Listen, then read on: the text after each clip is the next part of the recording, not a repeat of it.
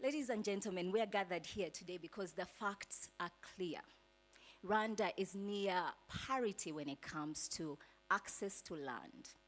And women are leading when it comes to agriculture. But the gaps still stay vivid and notable. We're not only here to discuss them, however, we are here to forge ways to bridge and to close those gaps. So I call on you. I know we are in the digital age, those of you with your computers still open and your phones, that you may be present with us this morning. Let us be bold with our dialogue today, disruptive even, because with dialogue, we can start to move the needle a little bit towards the transformation that we seek. Our time together, we will have speeches. We'll also have 3 panel sessions that will be intentional in where we can go after today. So I also urge you to be here with us today, to be present, because we will have a time to hear from you towards the end of our program this morning. Now, before we get started, I wanted to reiterate the words of His Excellency, my President, President Paul Kagame, who says the future we seek is built on including everyone, especially by empowering those who have always been the backbone of our society. And I am so grateful that you made the time to be part of ensuring that vision comes true. Now, if you could please give just an acknowledgement, a round of applause to the person next to you, and thank them for the role they've played so far, but for even a more bolder, more brave role that they'll be taking on, hopefully, after we leave here today. I love that I see smiles after that. Yes, that's a sign of commitment. All right, now to help us bring today's dialogue to life and also set the foundation for our conversation, please, it is now my privilege to invite to the podium UN country representative, and I worked so hard on pronouncing her name right, Miss Tikele Tadele Alemo. Did I get that right? I try a little bit? All right, let's please hold the applause as she kicks off our morning.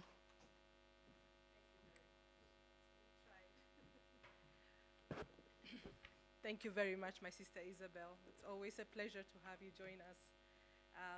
Your vibrant energy and, of course, your passion really is inspiring. Thank you once again.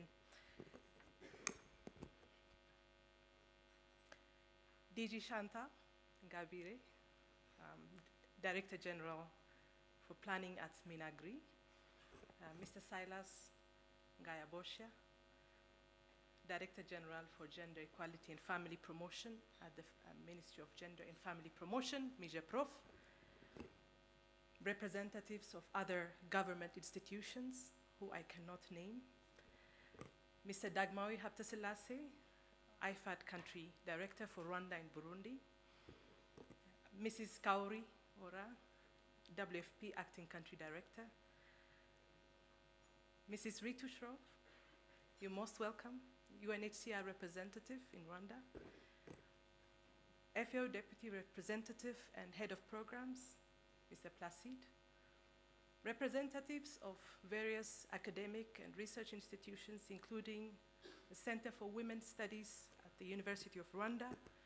I want to particularly acknowledge the presence of financial institutions, the representatives of the Central Bank of Rwanda, BNR, the representative of Equity Bank Rwanda, the representative of the Private Sector Federation Specialized Cluster for Women, Youth and Disability, development partners present here, civil society organizations, networks, colleagues from the UN system, esteemed rural women leaders and cooperatives, all protocols observed.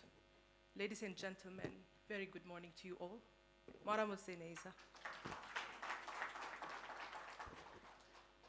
My name is Tikekele Tadele, just to, but most people call me Tiki because I know it's not easy to call my name as it is.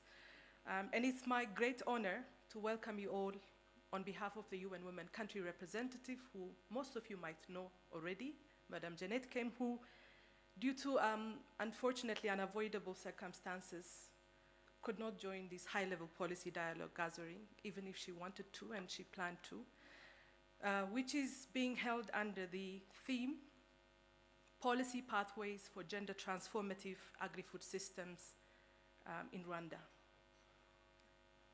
Allow me also, on behalf of UN Women and the Joint Program on Rural Women's Economic Empowerment participating sister UN agencies, WFP, IFAD, and FAO, who have co-organized this forum with UN Women, to extend our sincere appreciations to all of you for your presence and commitment to engage in this important dialogue platform. Distinguished guests, at the global level, the urgency to transform food systems through gender-transformative approaches has been strongly reaffirmed through multiple international processes.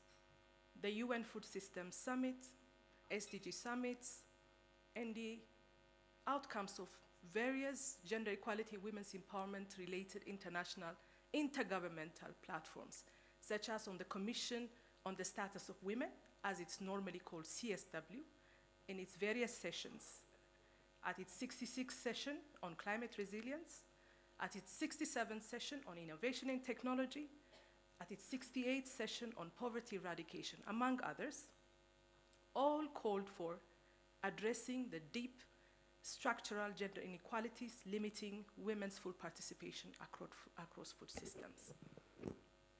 These global frameworks underscore a clear message that empowering women is one of the most fundamental and powerful levers available to improve food security, strengthen resilience, and drive equitable economic growth in the face of climate and economic shocks across the world. Ladies and gentlemen, we all know that Rwanda has achieved remarkable progress in advancing gender equality and inclusive development. Through progressive policies on land tenure, be it on women's rights, financial inclusion, strong representation in governance structures, the country to position itself as a continental and global lead for gender-responsive governance, as also mentioned by Isabel.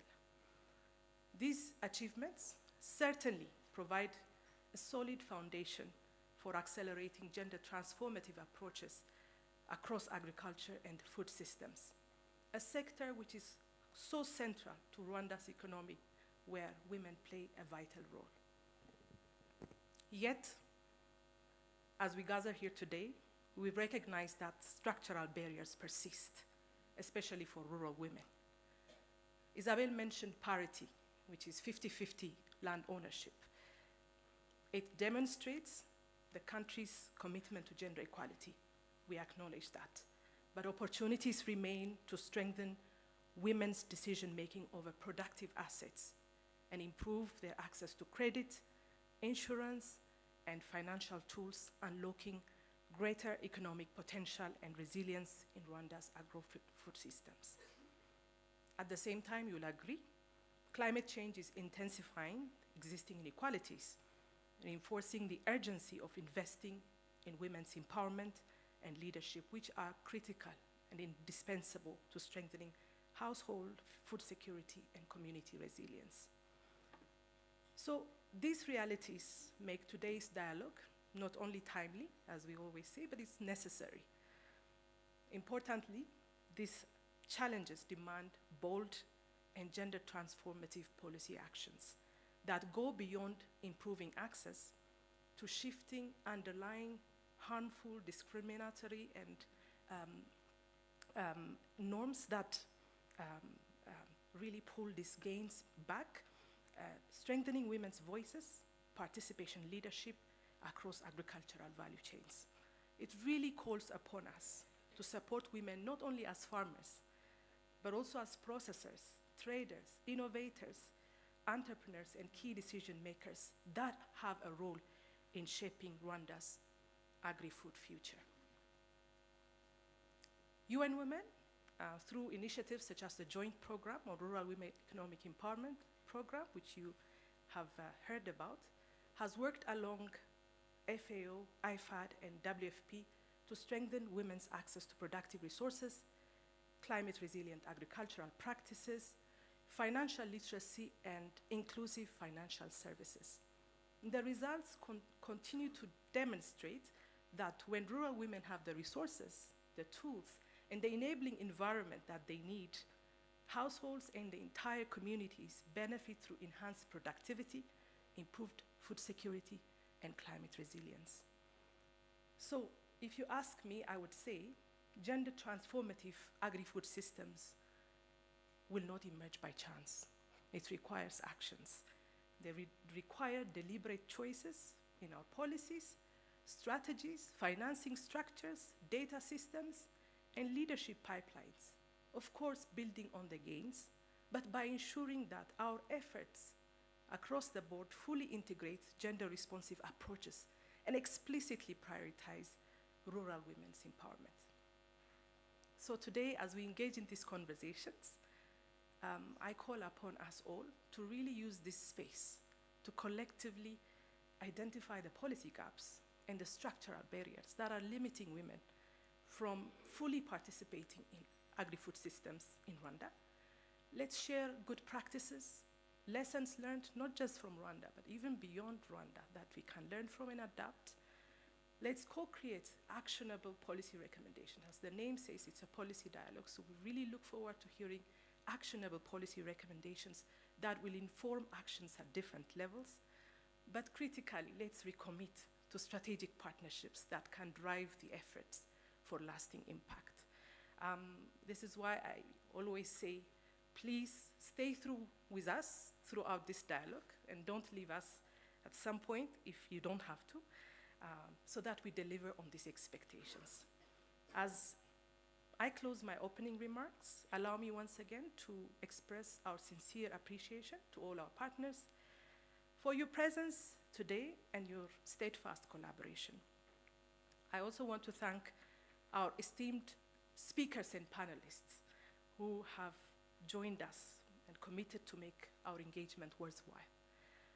We remain grateful as UN Women to WFP, IFAD, and FAO for the very collaborative and rewarding partnership which made this event a success and even possible.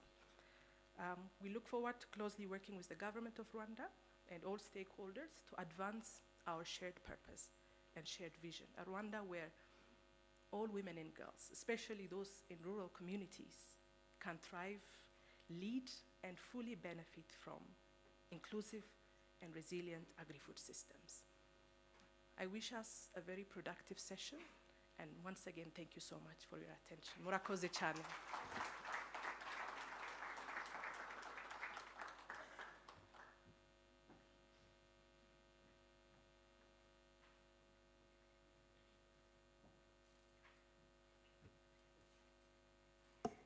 I think she deserves another round of applause for that inspiring and powerful opening with a clear call to action.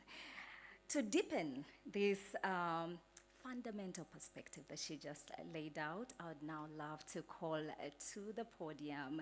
And please, if you could warmly join me in welcoming Mr. Placide Nshuti, the Deputy FAO representative in Rwanda, to deliver the opening statement.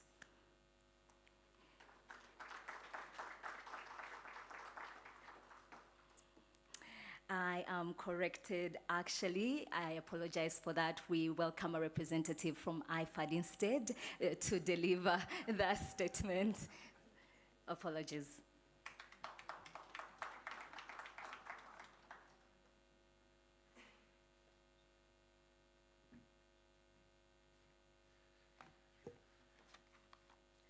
I was intrigued to see what you're going to say, Placide. Excellencies, DG Chantal from Agri, DG Silas from JP-RWEE, distinguished guests, UN representatives, partners, colleagues, all protocol observed. Good morning, Muramutse. On behalf of IFAD and the UN agencies that are part of the joint program, it's a privilege to welcome you today to this high-level policy dialogue here in Kigali. I'm inspired to see such a full room of dedicated minds gathered to advance gender equality and rural transformation in the country. And today we gather at a pivotal moment. I think Tiktikal gave us a nice, inspiring speech to lift us and show us what a pivotal moment it is today. And we have to recognize that Rwanda has made, remarkable progress in advancing gender equality and inclusive economic development. But we all know that progress is not a finish line, but a journey. And rural women, especially rural women, remain the backbone of our agriculture. But too often, they carry the heaviest loads with the lightest wallets. They have access to land. They don't always have the power to decide how it's used. They grow our food, but they don't always get a seat at the table or a fair share of the harvest. And if we're honest, if agriculture was a race, women will be running twice as far, often barefoot, still passing the baton with a smile. And it's time we give women a head start and also better shoes. These challenges are further compounded by climate change, economic shocks, making our collective action more urgent than ever. This means ensuring that women have the agency to make decisions, control assets, and fully benefit from their labor. While financial inclusion among women has improved, there's a significant divide between urban and rural, and women's use of financial products are still quite limited. And I'm very happy to see that we have financial institutions with us here today to think through about how we change this gap. And this dialogue is timely and it's essential. And today, I think Tiktikal mentioned that our objectives are clear. We need to identify policy gaps and structural barriers. We need to share innovations, good practices. We need to co-create policy recommendations that are actionable and would strengthen our gender-responsive program. And we need to forge, most importantly, forge those partnerships that can move the needle in rural women inclusion. And I'm very happy that we have such a diverse crowd. We have grassroots leaders, from what I heard, policymakers, from government, bankers, UN agency, development partners, private sector. And it's good that we're united by one goal, to ensure that no woman, no rural community is left behind in Rwanda's rural transformation. And let us use this platform to listen, learn, and to act. And let us amplify the voices of rural women, celebrate their achievement, and work together to remove these barriers. And please be assured you have a full commitment from the UN agencies and IFAD to support the commitments that we will deliver after this event. So thank you very much for your attention, and I look forward for a day rich of dialogue and shared commitment. Murakoze cyane.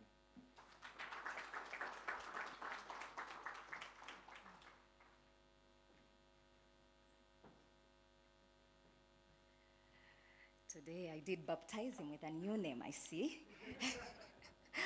Apologies, and thank you so much for the opening statement. Now, we all know how much Rwanda has achieved, but complacency is not part of who we are. And in order to get to where we've gotten, we've had to not walk alone. With partners, we've been able to get where we've gotten. But it is now time to hear from somebody that will talk to us about where we are as a country. And that is the Director General from the Ministry of Agriculture and Animal Resources. I'm delighted to call DG Chantal Ngabire to deliver her remarks. Can we please give her a warm round of applause as she makes her way.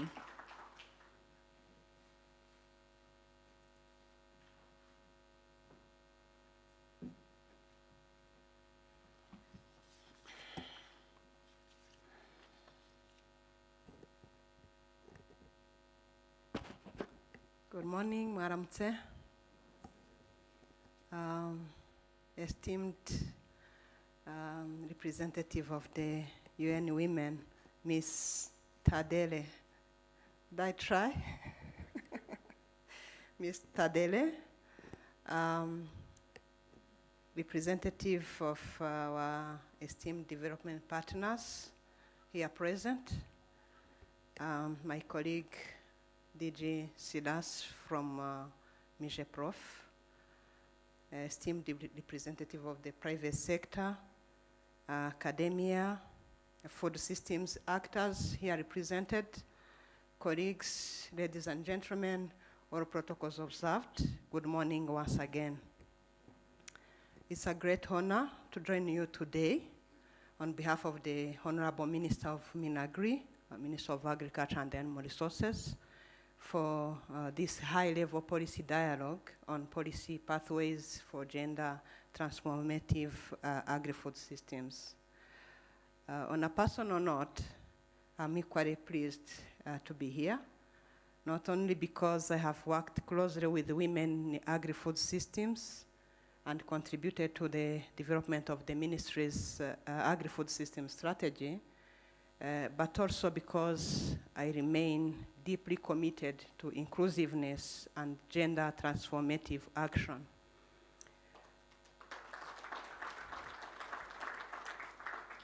Thank you. That commitment actually should guide our work, all of us should guide our work regardless of our positions in the different institutions we are representing here. This commitment to me and to the ministry extends to ensuring that both women, youth, and people with disability are meaningfully engaged and supported across our agri-food systems. Today's dialogue comes at a particular important moment. Rwanda has made remarkable progress in promoting gender equality and advancing inclusive development. Yet, women, especially those in rural areas, and young people continue to face barriers that limit their access to resources, finance, markets, technology, and leadership opportunities within the agri-food systems. These challenges are often intensified by climate change and external economic pressures. I have reviewed today's agenda, and the discussions strongly align with the ambition of our national policy frameworks, namely the National Strategy for Transformation, the NST2, and the Strategic Plan for Agriculture Transformation, PSTA5. Both documents recognize agriculture as a central engine of economic growth and underscore the importance of developing inclusive, competitive, and climate-resilient agri-food systems. Within PSTA5, the ministry placed particular emphasis on women's empowerment and youth participation as pillars of agri-food systems transformation. The strategy reinforces the need to expand access to productive resources while strengthening women's and young people's participation along value chain through targeted capacity building, cooperative development, entrepreneurship, support, and improved access to market and technologies. PSTA5 also prioritizes gender-responsive climate-smart agriculture, ensuring that farmers benefit from climate information services, soil health initiatives, resilient technologies, and financial and digital tools tailored to their needs. Importantly, it calls for improved gender disaggregated data to ensure that policies and investment address real lived challenges. These interventions recognize women and youth not simply as beneficiaries, but as indispensable drivers of Rwanda's agri-food systems transformation. Today, as we reflect on our policy landscape, one fact remains clear: women and increasingly youth stand at the center of Rwanda's agri-food systems. Women make up more than half of our agriculture workforce, yet often, as already mentioned by the previous speakers, they face constraints in resource control, access to credit, technology uptake, and the leadership space. Youth, meanwhile, bring innovation and energy, but confront financial and infrastructural barriers to fully participating in agri-food system transformation agenda. Climate shocks affect both groups disproportionately. Yet, you have to also look at the positive side. Despite these obstacles, women and young people continue to lead adaptation and innovation in this country. They are adopting resilient technologies, piloting new practices, building vibrant cooperative, and shaping community-based solutions.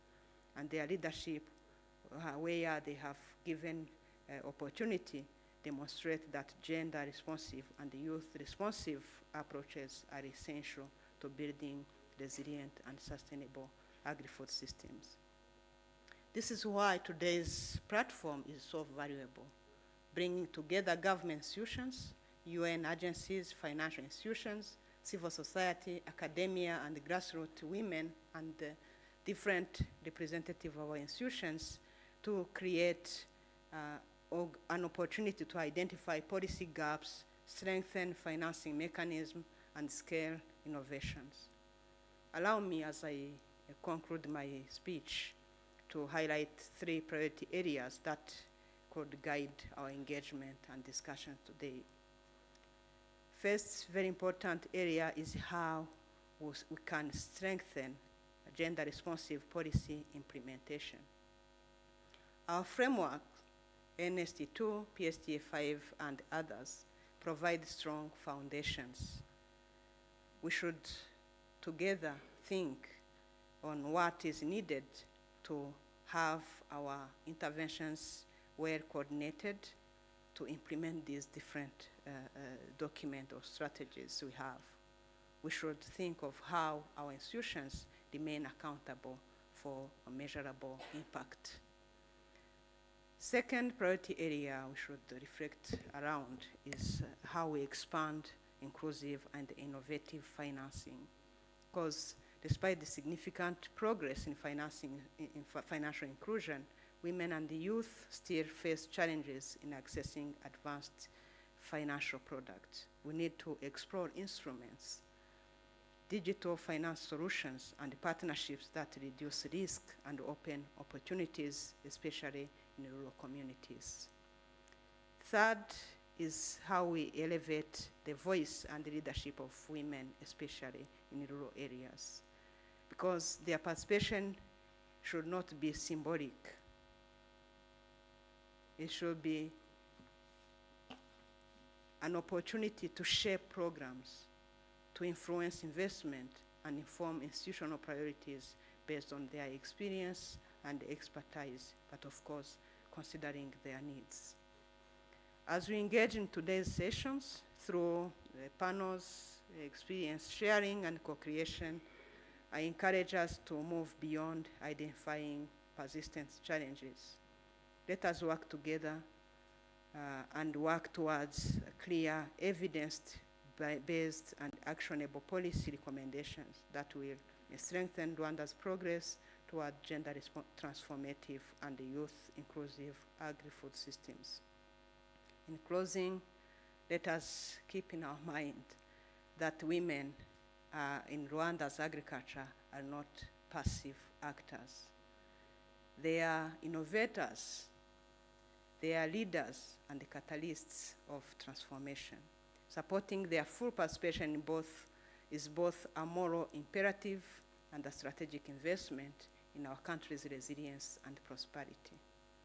On behalf of the Ministry of Agriculture and Animal Resources, I extend sincere appreciation to UN Women, FAO, IFAD, WFP, MIGEPROF, MINAGRI, and MINECOFIN that are represented here, and all partners who are participating and supporting to the success of this dialogue for your continued commitment to advancing gender equality and inclusive transformation of Rwanda's agri-food systems. I thank you so much.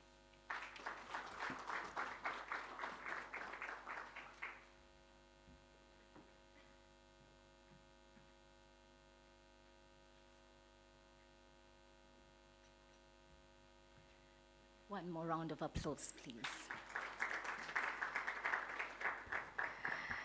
Very moving words and questions that call for introspection. She talked about accountability, inclusion when it comes to access, and also the need to elevate the voices so that when it comes to women's participation, it's not just symbolic.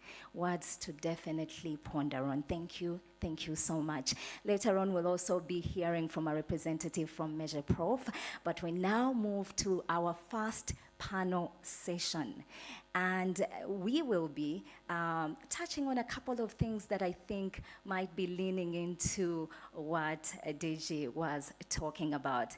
I would like to call our moderator to the stage, and she will be taking over this session. Please help me welcome Sylvia Lanzarini, who is a program specialist on rural women's economic empowerment at UN Women.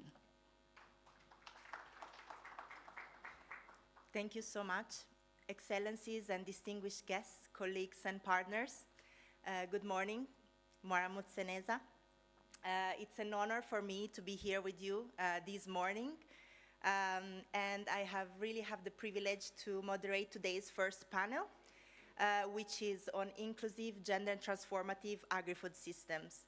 So I'll be joined on the stage by an exceptional group of experts and leaders whose perspectives will help us illuminate pathways supporting rural women's access to finance within the national policy and strategy landscape related to agri-food systems.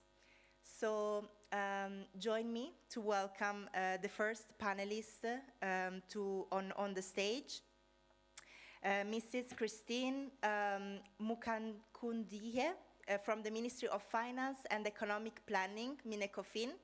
She's gender-responsive budgeting analyst. Please welcome her on board.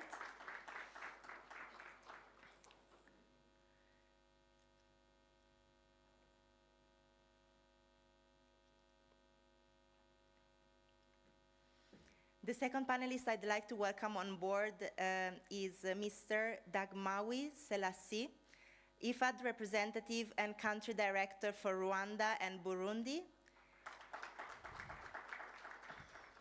Dagmawi has more than 15 years of professional experience, both in private finance and international development, and he's an expert in the agribusiness financial ecosystem. Our next panelist is Mr. Jean-Paul Ndagijimana, Agra Country Director for Rwanda. Please welcome him on board.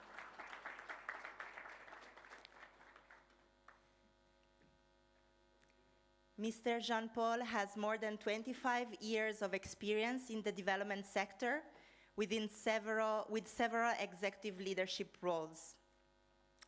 And finally, last but not least, we have Madame Marie-Thérèse Sekamana. She's the chairperson of the Specialized Cluster from the Private Sector Federation. Please welcome her on the stage.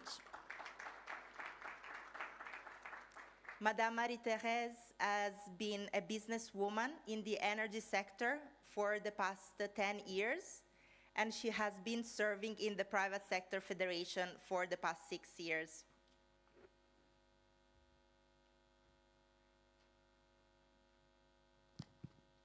So thank you so much to all the panelists to joining me here on the stage.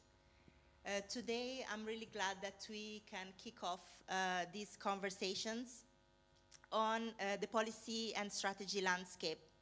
So I would like to start from our IFAD representative, Mr. Dagmani Selassie, with the first question.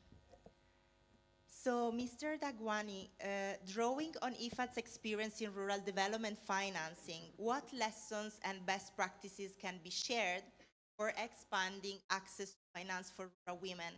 And how can multi-stakeholder partnerships accelerate financial inclusion in agriculture and in more general in agri-food?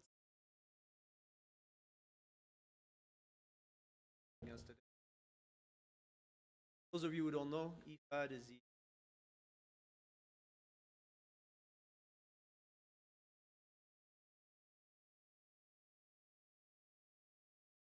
the journeys. So specifically to your question, I think what we've seen over the years is first and foremost is to really address the cultural barriers around women inclusion. So at IFAD, we have a facility or an approach that we call GALS, Gender Action Learning System. And it's really used to change the norms, to have at household level more engagement, shared resources, planning together, and really empower the women even in their households, where some of the, in most of our rural areas, that's where the problems usually starts. And so we've seen a lot of changes, a lot of positive things coming through, really having a husband and a wife come together, plan their day, plan their financing and their investments and their savings. So that's something that we've seen has given us a lot of returns. The other aspect is really how do we tailor financial products to women, especially in agriculture.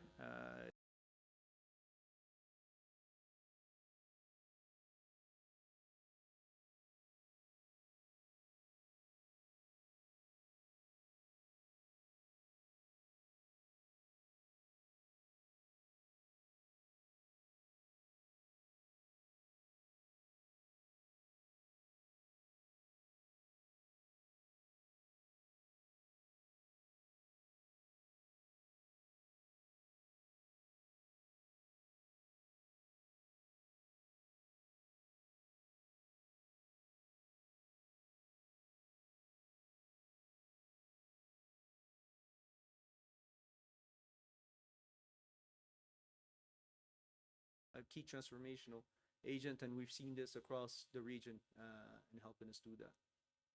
Last but not least, it's also important that we're intentional about supporting women groups and women cooperatives.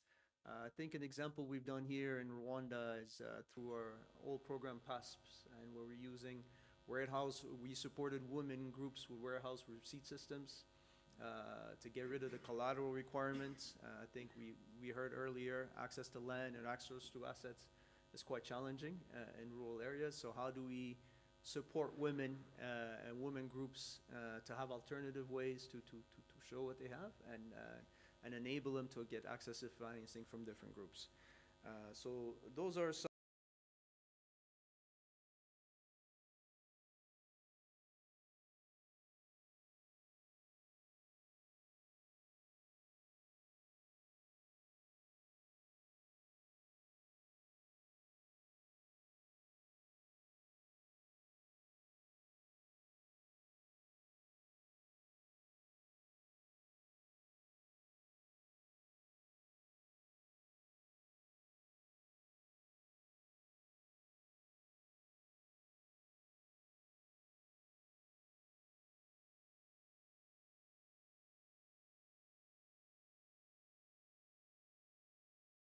useful. I think we've seen a lot of times when we're doing it through a few of our programs now, where collective actions reduces a lot of the costs.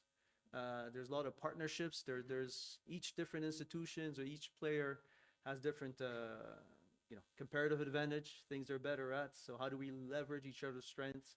How do we make those linkages and reduce the cost? And the more we are around the table, it reduces risks for actors like financial institutions. And we see this as a major key for us to really drive rural transformation, where rural areas, when the more you're scattered, the harder the challenges are to get the services at a fair price and to make a business case. So we're quite a big supporter. We do this a lot with small ruminants, especially, and small livestock that we've done with dairy as well. So these, I think, are going to be key for us to drive the transformation. Thank you.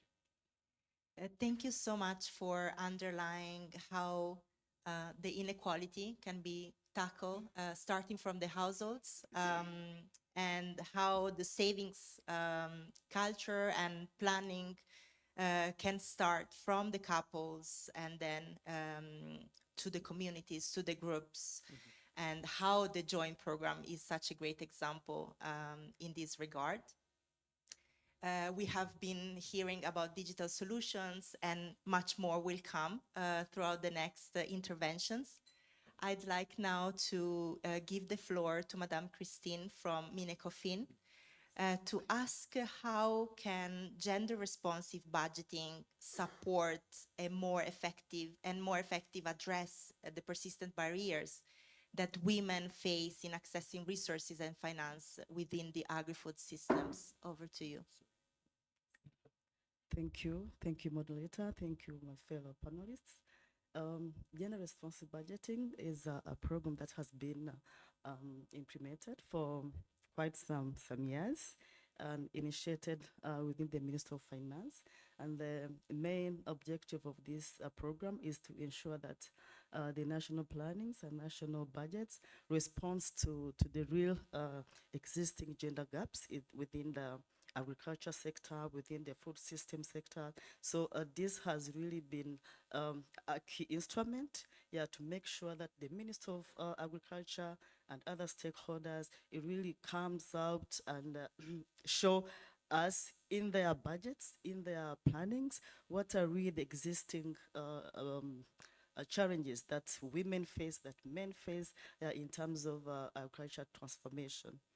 Thank you. Thank you so much, and for underlying how different instruments can really be put together to fit into that toolkit that can really help support rural women's access to finance, and also to have a more supportive and engendered policy and strategy framework in Rwanda. I would like now to pass the word to Mr. Jean-Paul from AGRA.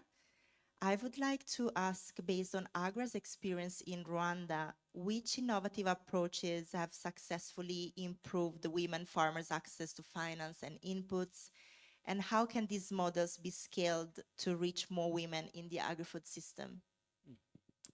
Thank you. I really want to first applaud the organizer for this discussion, and thank you for inviting us. And your question is about innovative approach that we've seen work in Rwanda around maybe helping women in the agri-food system. I would maybe frame it around four, accesses. And the first access that I've seen Rwanda really make good strides, it's giving women access to information. I believe that there's no question we love women in Rwanda, and hear me well, in a good way, right? And this day we're saying we love young women in Rwanda, and there are many programs, at least when I look at what AGRA and its direct partners are working on, I'm looking at about $250 million going into really ensuring women have access to skills, to information. And it's on two sides. One is life skill, especially those who are still young, because institutions like Akazi Kanoze and many incubators, women need to know before they engage into a business that it's a profession, right? But two, also technical skills.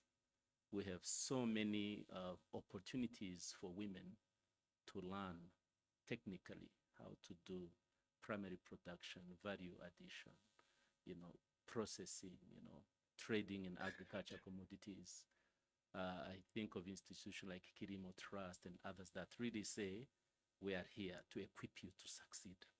So I would say we still have a journey, and I like the intentionality on making sure people know what they're getting into before they do it. So access to information is something that I'm very happy with, and even moving now to a digital platform. The second access that I've seen Rwanda try is access to input.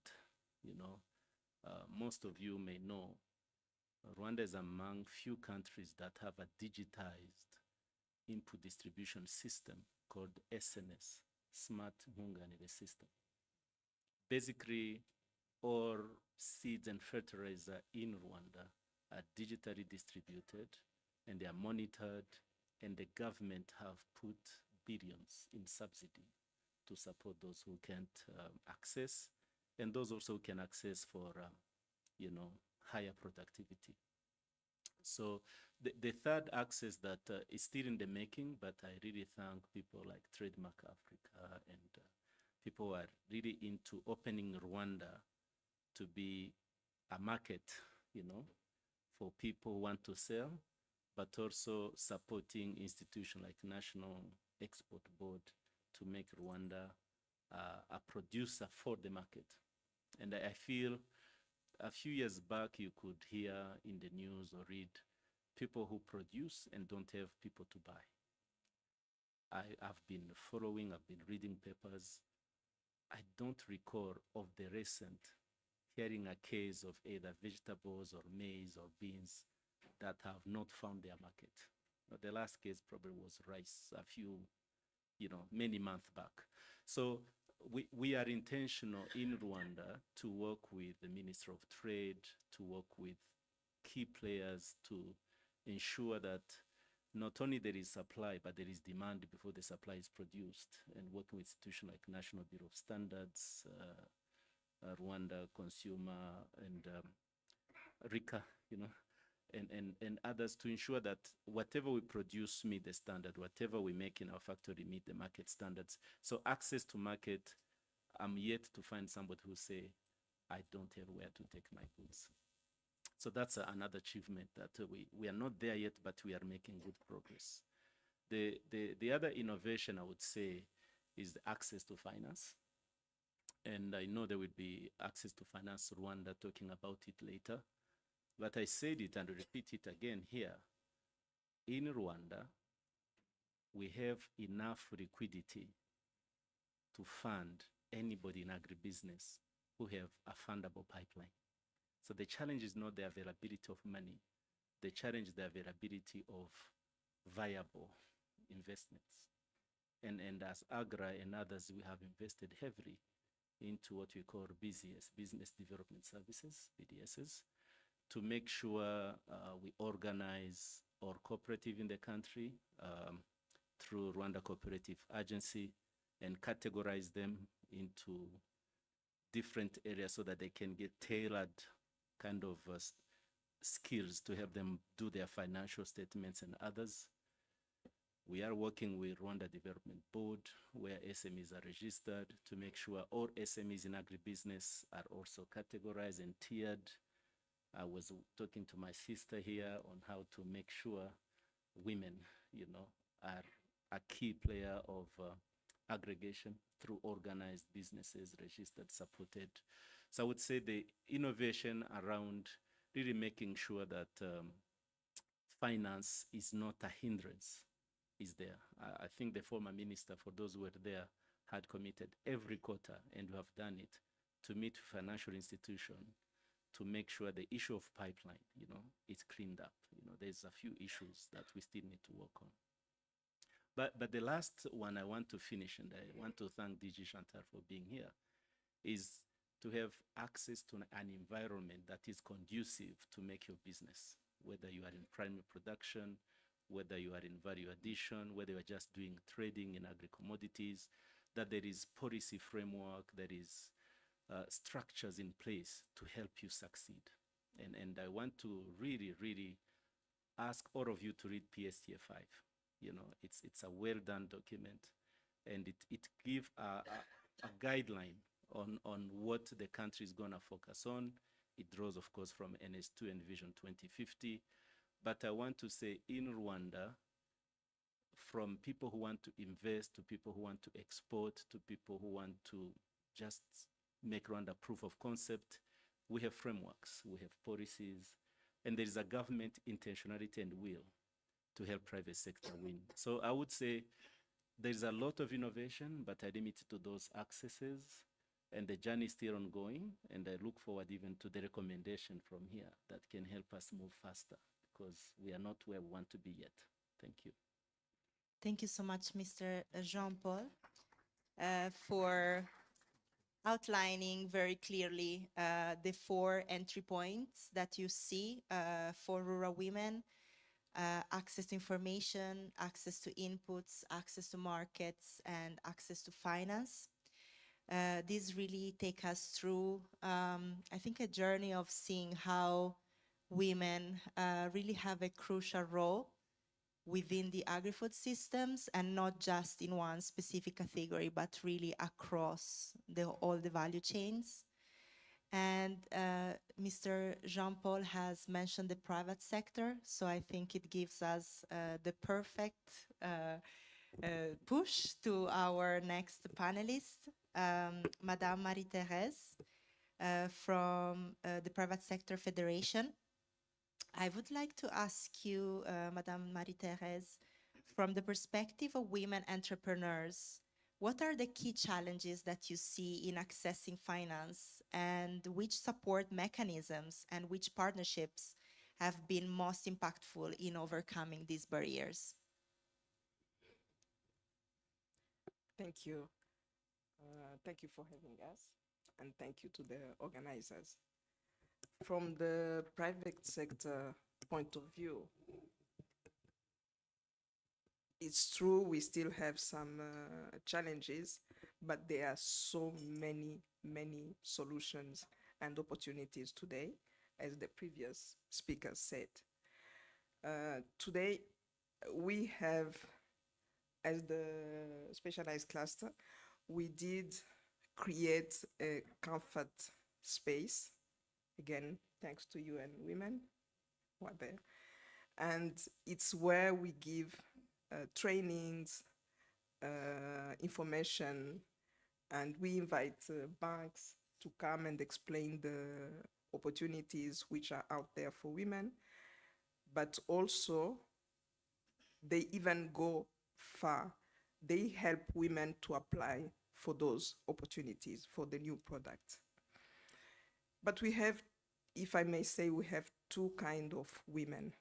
We have those women who can come for trainings, who knows the need of the market, they know the product they want to sell, they know, they are more ready to be trained, and they take the opportunities. We also have those mothers, farmers, whom, to be honest, they are the backbone of our food system. They are in rural areas, they can't have the same training, they don't have the same capacity to be trained and to absorb everything which is out there. But we are still trying, and I hope we'll get there. In the middle, we have aggregators who are buying from farmers, bringing to the market or to people who are selling. And I think there is a gap there. I'm happy the DG spoke about youth and women. I think there is a gap where youth can fill that gap. Based on the trainings which are here, based on the climate change, which is a reality today, we cannot give the same training to women farmers and to the youth. Women farmers, they have asset, they have experience, but the climate change is a reality which is challenging them, and they have other responsibilities. But I truly believe if young entrepreneurs or young people who want to go into agribusiness, they have something, a huge role to play there. They can work and be connected to those women farmers. They can be trained. They have the capability. They absorb very easily. If they are trained, they are assisted, and they have a market. They can be not only good aggregators, but they can bring value to those women farmers, but also create jobs and create their own businesses. Thank you so much, Madame Marie-Thérèse. This really gives us a better overview on the private sector and also on the identified gap within the aggregator stage. And thanks also so much for bringing in climate change. We hadn't mentioned it so far, but it's there. We can feel it every day. And I think it was really time to mention it and bring it into our conversation. So I'd like to do another round just to ask to each of the panelists which are your main recommendations for the way forward to really see how within the current policy and strategy landscape related to agri-food system, how can we better support rural women's finance access going forward? So maybe we can start from Madame Christine. Thank you, moderator. What I can say on that question, I'll be saying like a person from the Ministry of Finance that coordinates the national planning and budgeting process. So for that, I would say that for the women, rural women to be empowered, we not just want to we don't just need to talk about the challenges that they face, but I think we have to stand up and really tackle those challenges, and by empowering them through different interventions, access to finance, building their capacities in doing businesses in agriculture. And another thing that I would say that as the Minister of Finance, what we recommend is that you might have good plans and good intentions, but when you do not budget for them, they may stay as wishes. So what we'd say is that if we really recognize some of the barriers that women face in agriculture, so let's plan for them and then let's budget for them. Thank you. Thank you so much, Madame Christine, to reminding us how planning is important, but budgeting is maybe even more important to make our objectives become a reality and have real impact. So I'd like to pass the floor to Mr. JP-RWEE for your recommendations. Thank you. No, for me, I would say, we are in a challenging times in the development world, and for us to move forward is private sector has to be at the center, and our role as development partners is to de-risk for private sector to take over. And I think as we move forward, we talk about sustainability a lot, and all our interventions had to come in with that lens, and it's important we facilitate the banks, the private companies to have better policies to include women and be more intentional about it and incentivize them enough, but they have to be the lead for this moving forward. So it's important we put them at the center of the table and support them in this endeavor. Thank you. Thank you so much. And this already anticipates the next panel. But first, let's give the floor to Mr. Jean-Paul for his final recommendations. Thank you. Thank you. Mine will be very brief and precise. 3 recommendations that we have actually started working on. It's not a wish, it's happening. I'm just really pleading with you to play along. The first one is the need and the desire to work together. There is a lot of, arrows looking up, down, left, right. And through the Ministry of Agriculture, we have supported the creation of a food system coordination and delivery unit. It's fully funded, it's fully operational, and its role is to make sure we all play as one choir, and drive in the same direction. So I get reports regularly. I know some even don't know it exists, but really supporting it and making sure private sector, government, civil society in the agri-food system know what each other is doing and are complementing each other. To me, it's a non-negotiable, and I highly recommend it.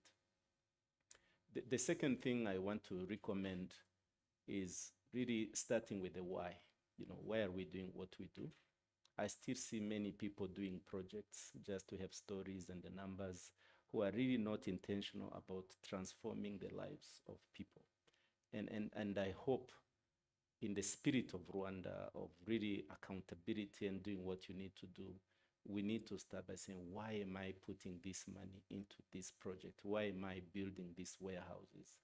That will help us avoid, ghost factories and these things that are useless and that take money, and have stories. I think is our moderator who says she's an expert in storytelling. I want to be your friend. We want to hear more stories of life-changed women who are really, paying their school fees for kids and moving on, so that it's about people. It's not about numbers or budgets. But the last one I really want to say is let's leverage each other.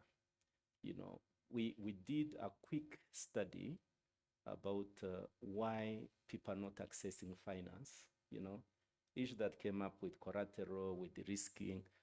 We have the solution for all of those today here, but people are not willing to partner, to work together.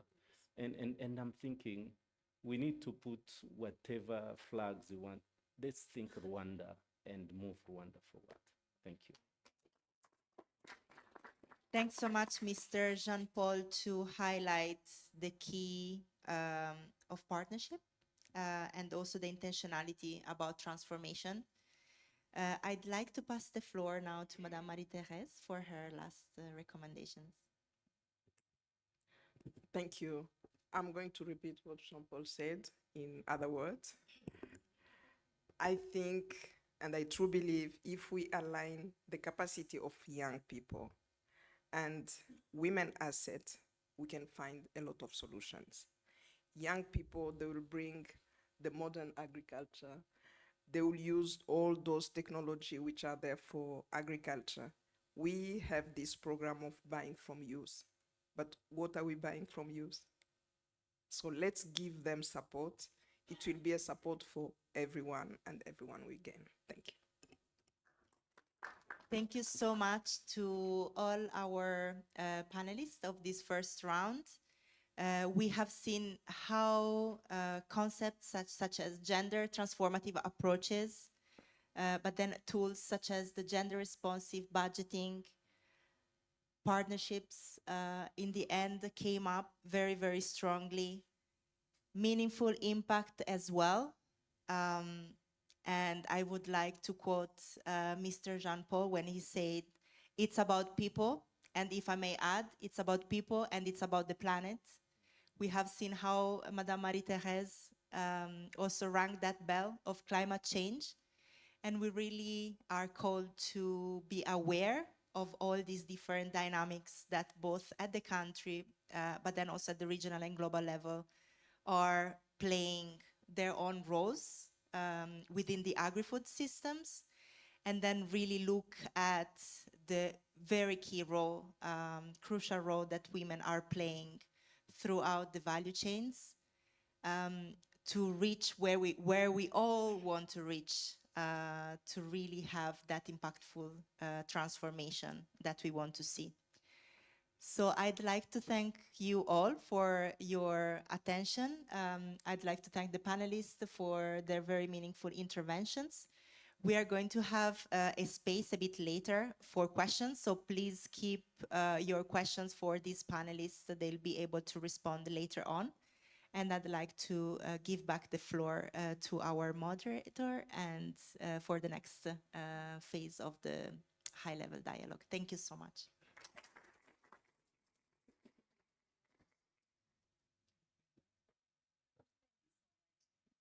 Hello, thank you so much. I would like to actually request our esteemed speakers and panelists to please stay up with us and call back our moderator. We want to have a photo moment, but it is my honor to kindly request our guests to please join them.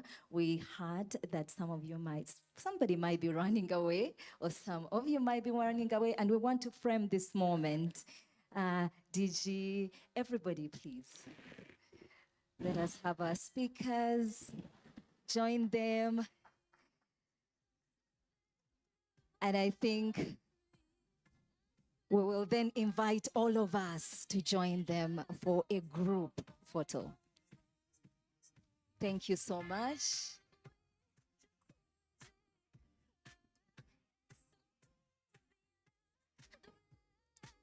All right, so we now want to fit as many people as we can up on the stage, please, and also down. I'm seeing everybody just looking at me. We would like to frame this moment. We want to look back next year. Somebody said accountability, and look at what we discussed and see how far we've come, but have something to look at.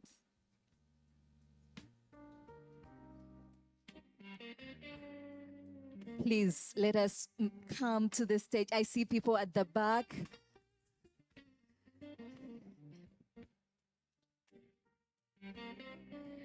You look absolutely stunning this morning, all of you. So we want to make sure we have a little something gorgeous and beautiful to look back on.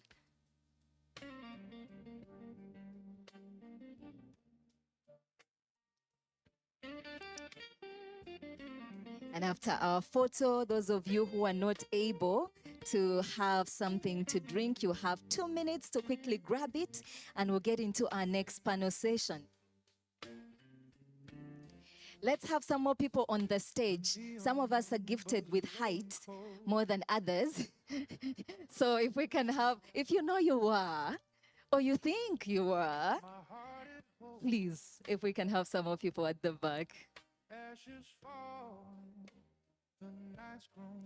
We can say gorillas.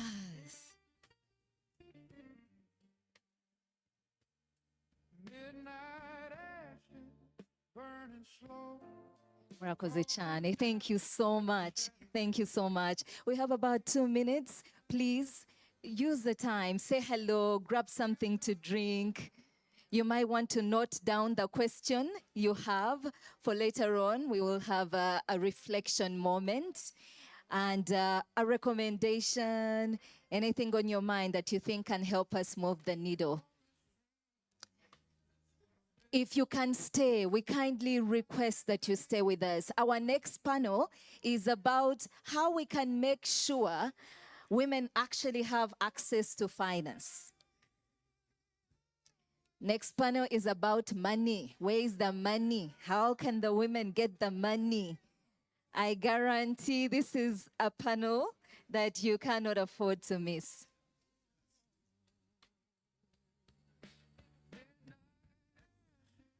If you're grabbing a cup of tea or something to drink, I kindly request that you grab it and hurry back. It's not a proper break, it's just a moment.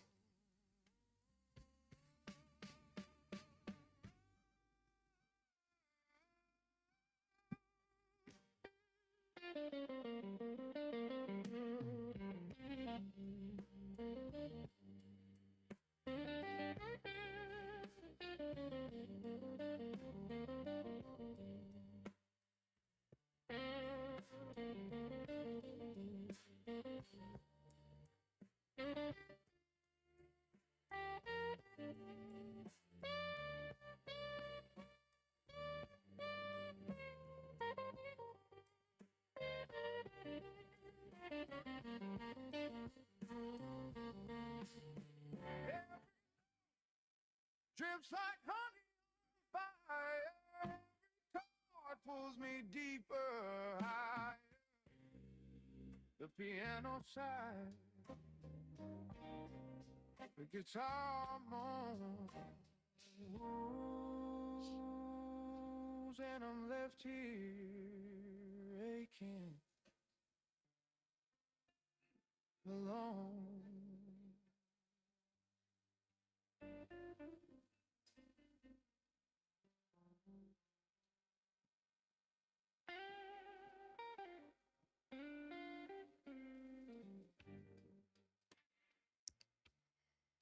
My humble request is that we make the break as brief as possible.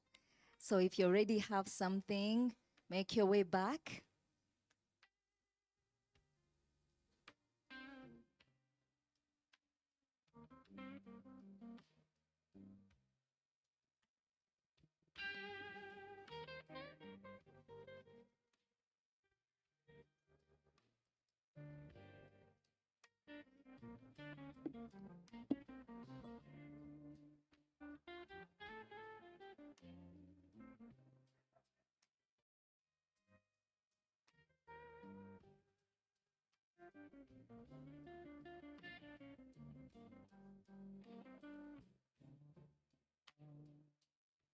The rain taps fall on the window pane. A whispered rhythm, a lover's refrain. The night so thick it could drown my name. Glass of amber, it holds my past. Each sip slower, shadows cast. Clock's not ticking, time moves fast. Pour me another, let it last. Midnight glare.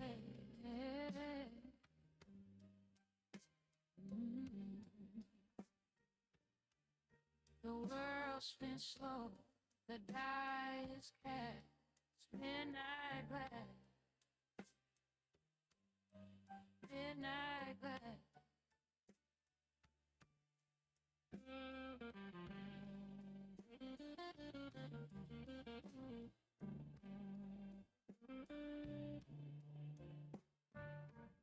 The keys they linger, a mournful sigh.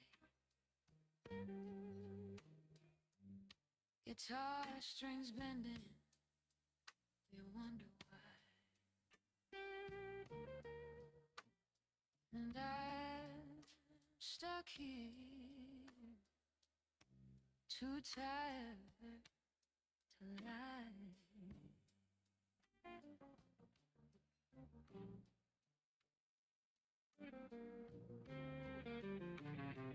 Fingers trace the edge of pain, lost in echo, soaked in rain. Pour me another, let it last.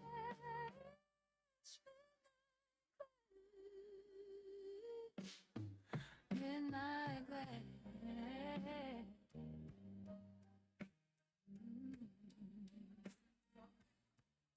The world spins slow, the die is cast.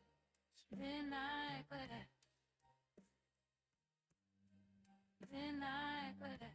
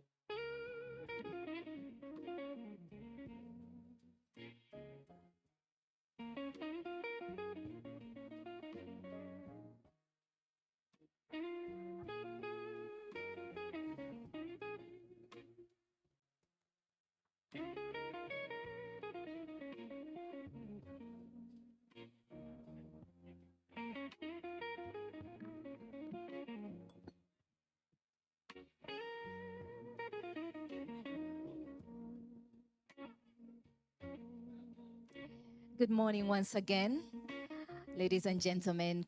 I kindly request that we take our seats. We would like to get into the second part of our morning together. We do have 2 panel sessions coming up, very engaging. and we would like to move our agenda along. I do promise we have a time to network a little bit more later on. And also I can see some burning comments. We'll have some time so that we can all hear them. So please do take your seats. This next session is going to be information-packed, insightful, and help us answer a very critical question. And that question is, how do we move money? How do we move, rather, women from having accounts to having access to capital, to insurance and investment? And we do have a power panel to help us unpack that. They are already cracking the code and doing something about that. And we are honored to be able to hear from them. Please let us have our seats and honor their time, please.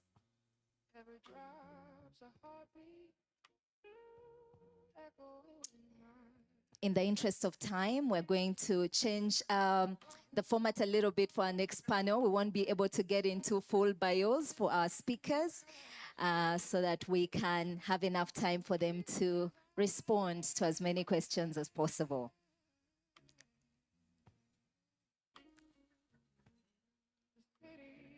All right. May I have your attention, please? I'd like you to kindly help me welcome our first panelist to the stage, Mr. Placide Nshuti, who is the Deputy FAO representative here in Rwanda. Yes, this time.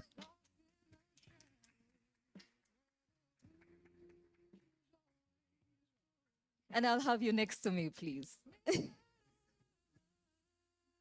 Thank you so much for being here. He's not alone. We have the Director of Financial Inclusion at the National Bank of Rwanda, and that is Dr. Moise Bigirimana. Doctor, you're welcome.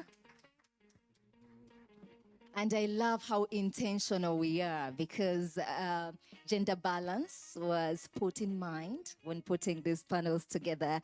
I am pleased to invite a woman I deeply admire, and I know she'll have a lot to tell us.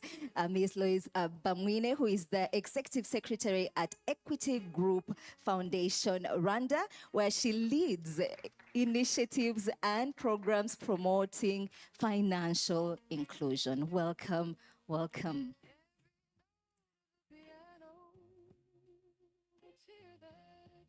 Thank you so much, gentlemen, and the incredible lady with me on the panel. I would like for us to just really dig in, and we are going to try and keep it short, right, with our answers so that we can go through as many questions as possible. Doctor, I want to start with you. All right.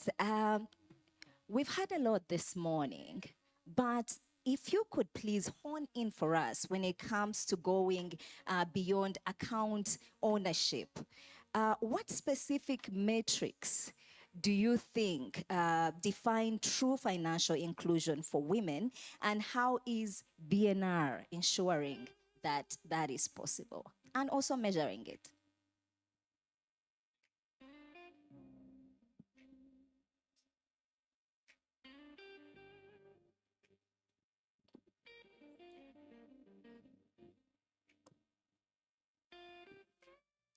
Thank you. Good morning. It's a pleasure to be here and share about the question of access. I would say that in Rwanda, we are close to 100% access to accounts as per the recent FinScope survey of 2024. We have seen that 92% of adults in Rwanda are formally included. That means they either have an account in bank, microfinance, or savings and credit cooperative, or they just have an insurance policy, or they contribute to any of the existing pensions. But if you look at that number only, and maybe to mention that the gap between women and men is at 4%. So 90% of women have access to accounts, either bank account, mobile money account, savings and credit cooperative account. And 94% of men do have these accounts. So if I close by there, everyone will be happy and say we are doing quite well. But then if I continue and say that only 24% of adults in Rwanda are able to have access to credit, everyone would say, oh, only 24%. If you compare with 92%, there's a big gap. Does it mean that people don't need credit? The answer is no. But then another question to respond before I talk about the move from access to the other dimensions, I would say that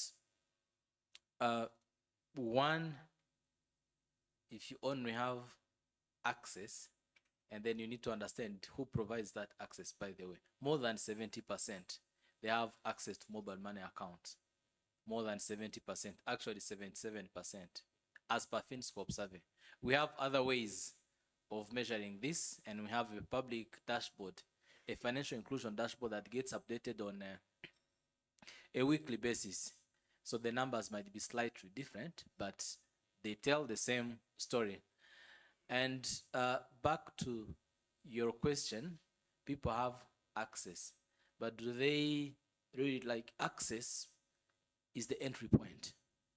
If you only have account, but you don't use that account, then I wouldn't say that account is useless, but it doesn't serve the purpose, because the main purpose is you using this account to have your life improved.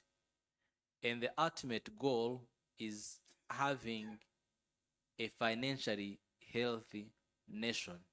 To mean we need to move from having access to accounts to using these accounts.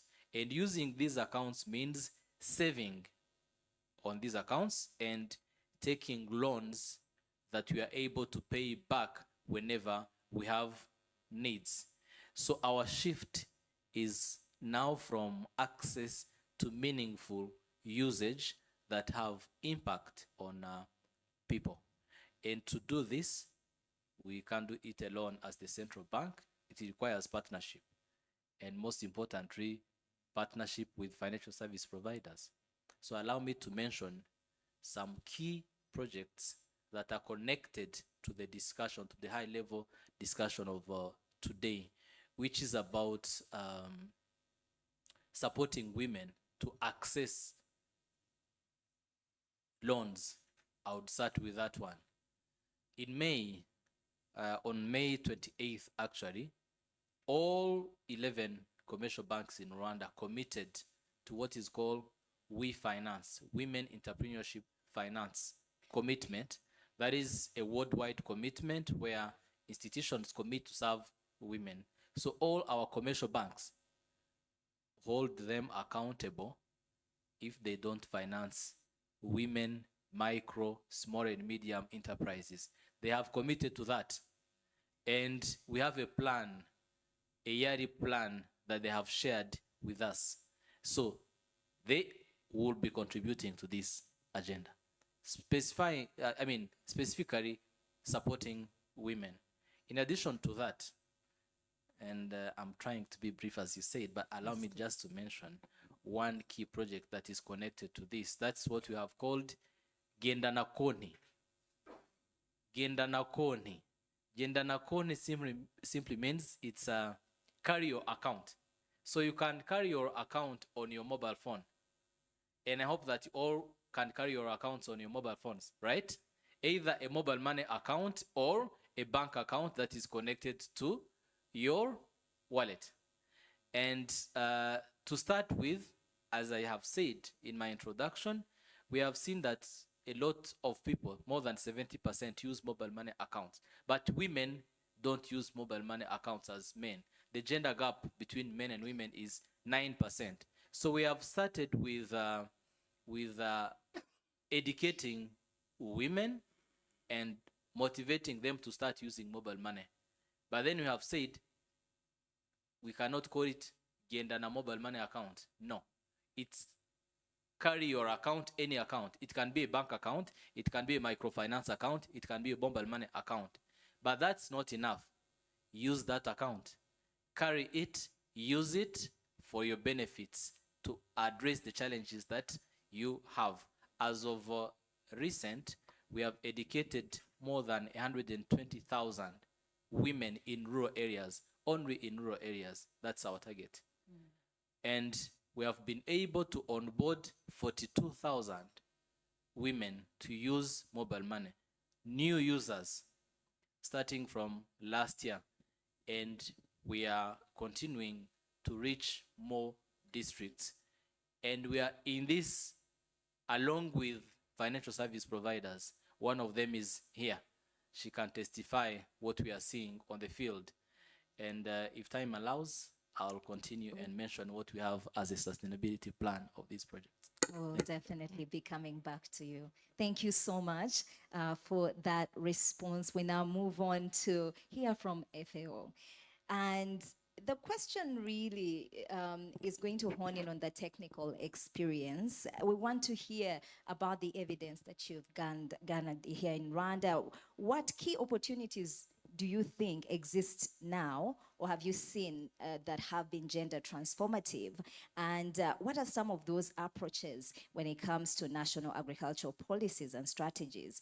And also, if you could touch on how these opportunities can be effectively leveraged to make sure that we have more equitable outcomes for women, really. Thank you very much, moderator. For those who do not know FAO is a UN agency that is spearheading the agri-food systems, I may say, to fight hunger, to make sure there is food which is enough, but also which is safe. So our strategic framework is delivered along the 4 themes that we used to call 4 betters, because we produce, that is better production, to make sure that you have enough production and productivity, but also make sure that you have better nutrition, which is to make sure that you have safe and enough food, and also better environment, which is which helps us to make sure that we produce, but also at the same time we make sure we protect our dear environment. Lastly, the better life, because we are going through the climate change, as our other panelists said, the climate change is very real, and you have other threats that make sure that maybe that prevent the sustainable production is not done. So we help our farmers, especially make sure that the women are supported enough, but also peoples with disabilities. So coming back to your question, we do have opportunities as FAO. You know, first of all, looking at the land ownership in Rwanda, as of 2024, women had 2.2 parcels as compared to men who have 1.3. So having access to land means that, you know, you can have collaterals, because our dear banks, yes. You cannot have access to funds, to financing, without you know, convincing them that you have something that can guarantee that the money is safe. Secondly, as you know, FAO is supporting the member states to report on SDG 5A2, which is the equal rights to land tenure, but also making sure that both men and women have ownership to land.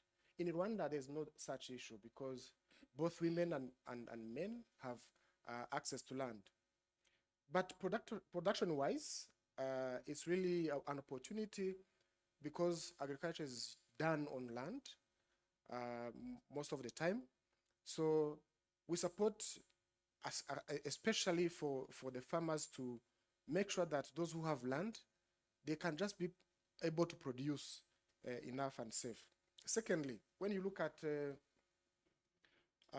the labor force in agriculture or agri-food systems, women are 70%, more than 70% when you compare to men, who are around 50% in Rwanda. So that means also that women have opportunities, to be the key players, to be the champion in agri-food systems. As you know, in the 2023, FAO has supported to organize a very important platform, Women Deliver, that was discussing, of course, the agri-food systems, challenges, opportunities, but also making sure that we promote the environment.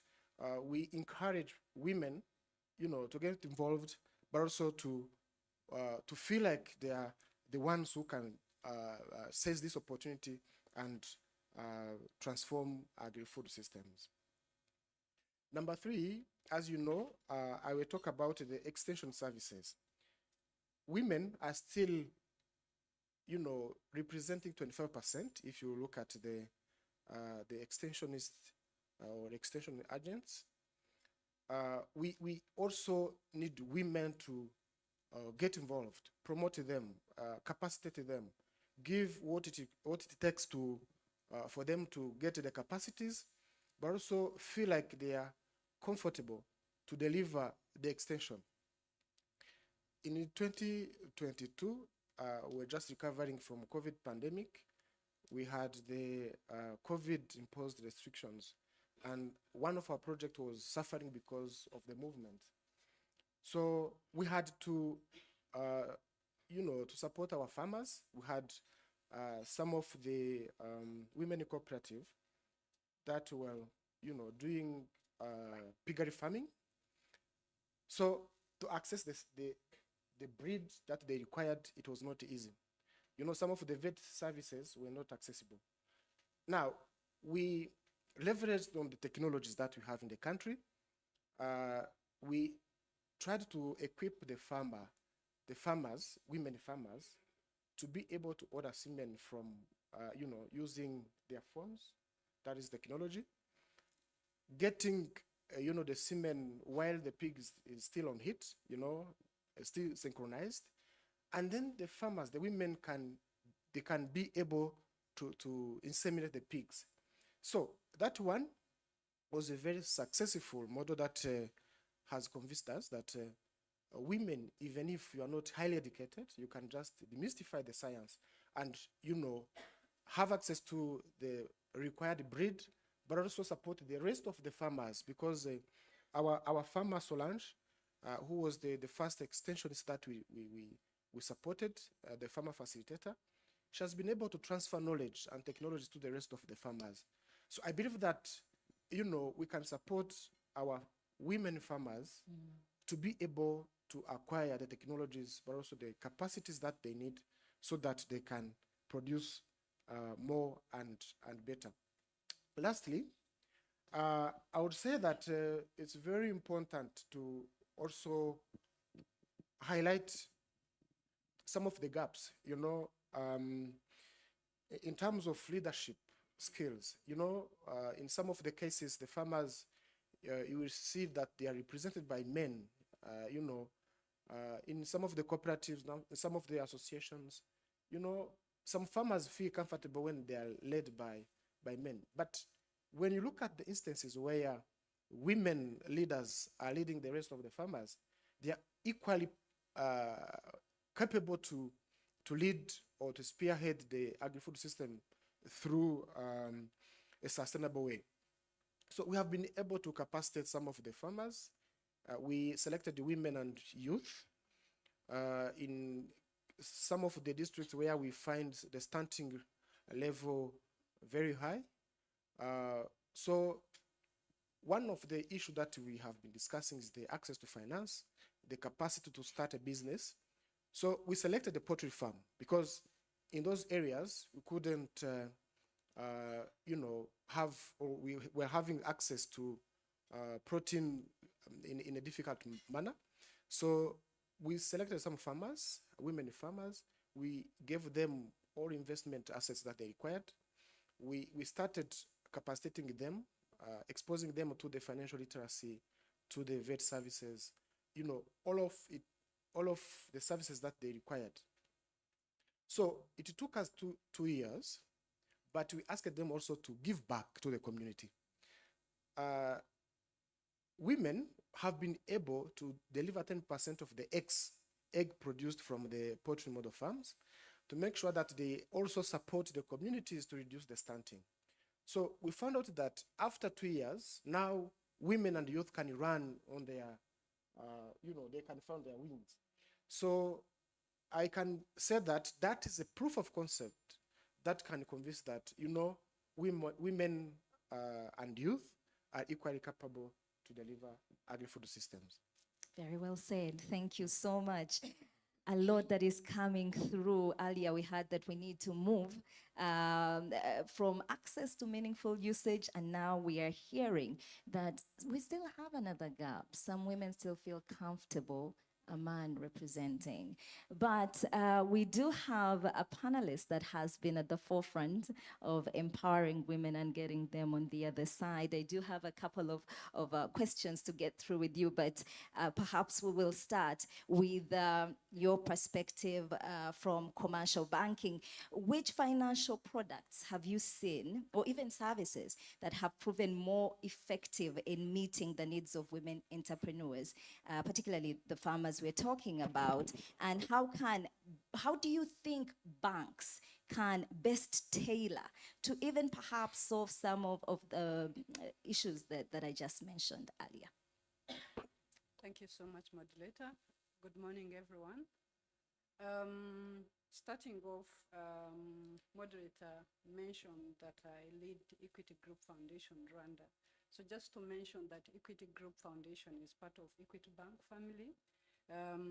As an organization, we believe that making profit is good, but also people and planet are more important. And therefore, in line with that, at group level, we have a foundation, and we've cascaded the foundation to the subsidiary, and our main focus is innovative programs that impact people and planet, and more importantly, the underserved, which groups that include women, youth, persons with disabilities, and more other vulnerable groups such as refugees.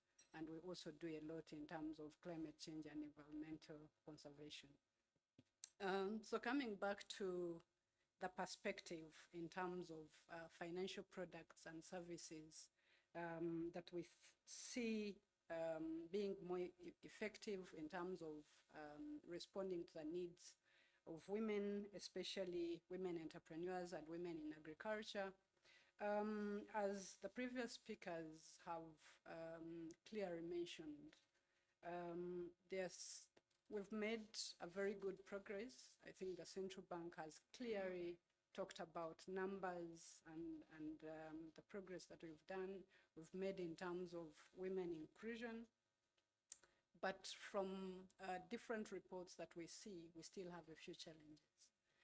FinScope indicated a few challenges, including collateral being a big challenge, and I'm glad my brother, Mr. Dagmawe, mentioned that earlier in his remarks. We still have challenges related to lack of financial literacy. That is a very big challenge. We still have, especially for rural women, we still have a big challenge of high interest rate, and especially that most of them are still at micro level. So as we speak, we are talking about MSMEs, because these are the main ones that are involved in agriculture. But more importantly, we still see digital divide, especially for women. They still lack digital literacy. So those are the main challenges that we see in relation to women, especially rural women in agriculture. So in respect to that, as Equity Family, we've come up with financial products. The first financial product that we've come up with is Ijilena Equity. Ijilena Equity is a product that has been in the market, I think, for the last 3 years. It is a business loan product. And the beauty about it is that it is 75% collateral or cash covered. So that means that responds to the lack of collateral as a challenge. That we is know. definitely notable. I thought there would be, you know, some appreciation in the room. Did you hear the number? Good progress. So number two is that it has a very subsidized rate to make sure that we respond to high interest challenges that women still face in the market. But also more importantly and interesting is the maternity insurance that is embedded in that product. So that means the women who are doing agriculture and agribusiness can be able to take off their 3 months of maternity leave and the insurance will pay. So I think that is a very good product, and it also includes life insurance for the entrepreneur. So it is very comprehensive in a sense that it has been able to really serve effectively the needs of women, especially women in rural areas. The second product, which is really tailored to a sense that we see most of the women are in VSLAs, what we call Ibimina, for some of us who are very conversant with that. So we've come up with a product that is VSLA product. For this one, it doesn't require any collateral at all. It only requires 30% saving from the group members. And the group members, the minimum can be 5, and you can go to the maximum that the group likes to make. And again, it has very subsidized interest rate, which is 1.3% per month. So you understand that these are really financial instruments or products that we've put on the market to respond to the challenges that we've highlighted, to ensure that women are able to engage into business, engage into agriculture, and create meaningful production, but also scale up their production as well. But maybe before you proceed. Yes. And I know that this gives me a segue into the next question that I was going to ask you a little later. Yes, that sounds really attractive. I'm thinking if I'm home and I want to really scale my business, whatever I want to put money in, I should be running. Are the women coming for those products? Yes. Yes, women are coming for those products. But I think there's a challenge that was raised by Mr. Jean-Paul earlier on, where he said that I think money is available.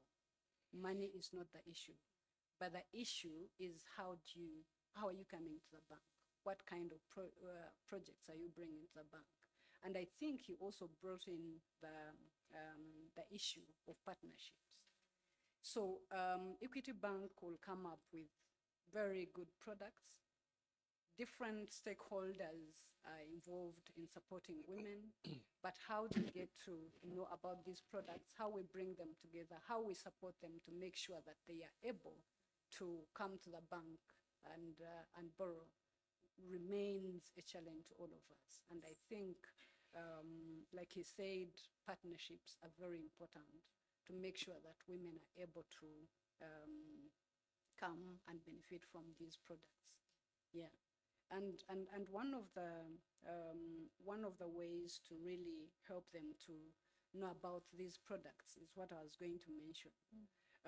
These are products that are really out and provided by Equity Bank as a financial institution, but from the foundation perspective, from the people point of view, there are services, extra services that we provide and which have really been helping women to be able to understand these products and to also help them, to capacitate them to be able to access them.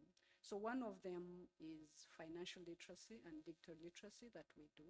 I'm glad the central bank has mentioned about gender account, which we have championed. They championed it, but they also invited us to be a key partner in this project. And we are glad that it has been very successful in terms of the financial literacy and digital literacy that we've been able to to bring to rural women across different districts. So that is the main that we provide from the foundation perspective. But more importantly, we do coaching and mentorship for entrepreneurs, so that we handhold them, we help them to make meaningful investments. And when we talk about financial literacy, we are mainly touching key areas such as planning, financial management, record keeping, etc. And that has really change the landscape in terms of how people perceive access to finance and going to banks. Thank you. Fantastic. Thank you so much. Now, I would like our panelists to really bring this home for us. I know in the interest of time, we have to get to our parting shots, but if you could please highlight what the recommendations would be for us to come back here next year. And like one of the panelists said earlier, one of the things that I personally hope we can achieve is sing as one choir. You are responding to some of the things some of the panelists said earlier, and I can see with collaboration, if we really can achieve that, and imagine all the people in this room on board, we can go so far. But what are your recommendations, please? And I think we'll start with you. Thank you very much, moderator. What we can do as of now, IFEO has got different packages, being a knowledge hub, institution or organization. In Rwanda, we have been able to package different tools that can guide different investors in agri-food systems. The flagship that we call Hand in Hand, where we assess different value chains, including the poultry, piggery, tea, coffee, and so forth. And that's when we came and do piloting to make sure that we prove the concept. So we've got a package called RWEE, which is a software that helps to develop the business plan, the viable business plan. I know the language that the bank says is different from the investors when the business plan is not really convincing.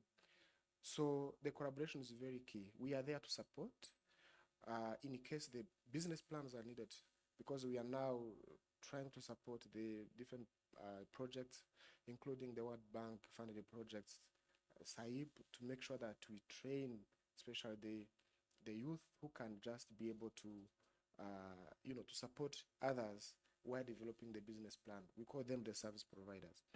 So partnership is very key. In the value chain perspective, no one is capable to do everything.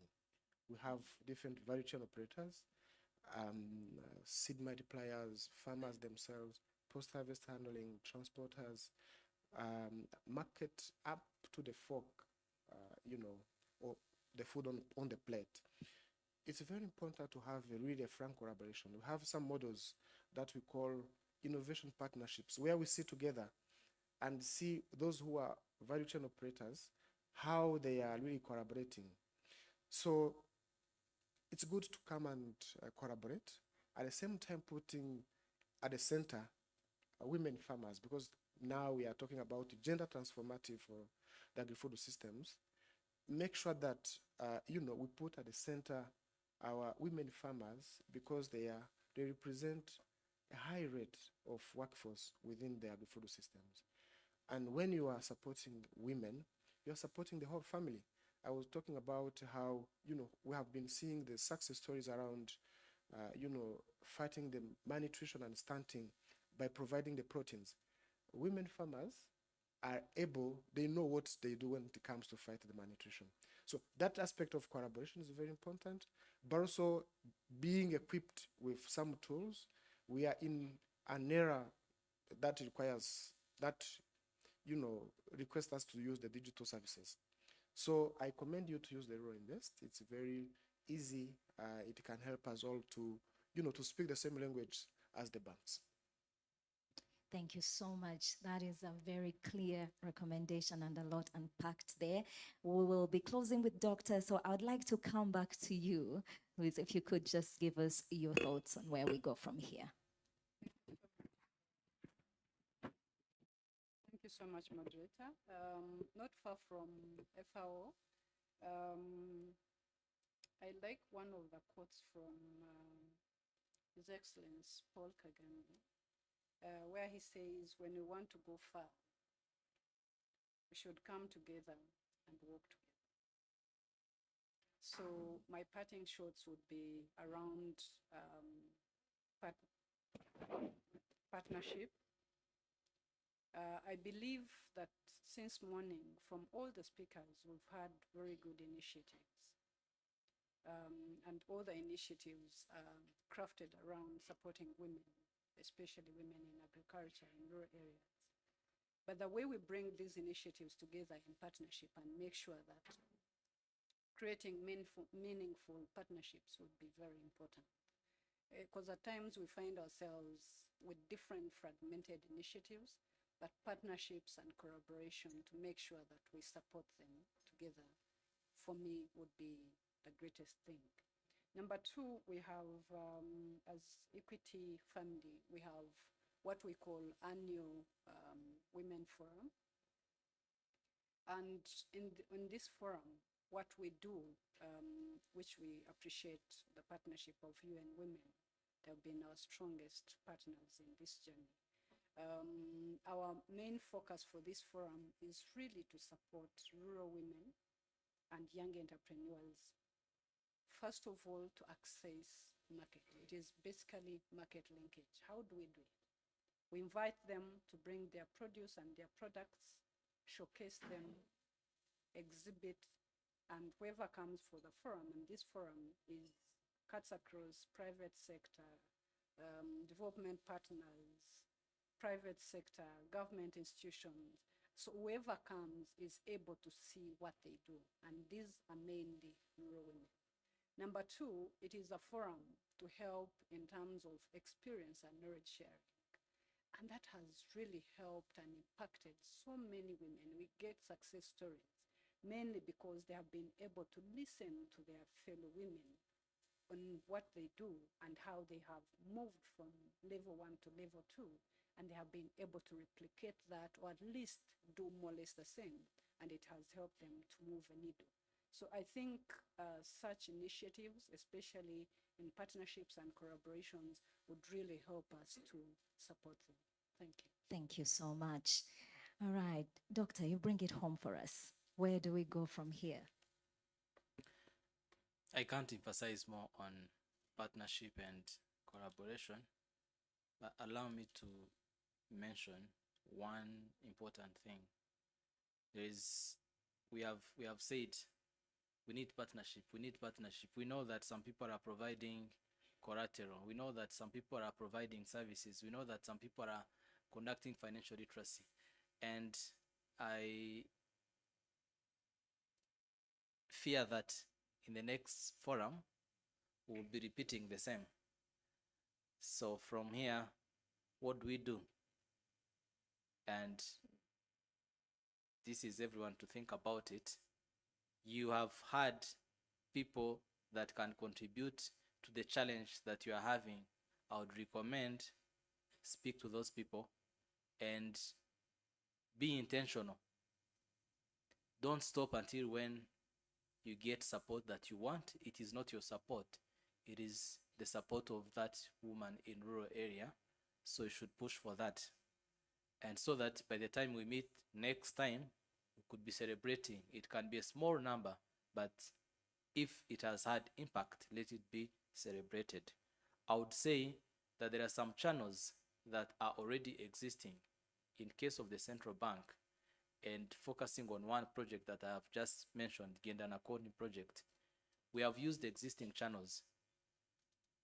Women leaders from cell, sector level up to district level to train the women neighbors.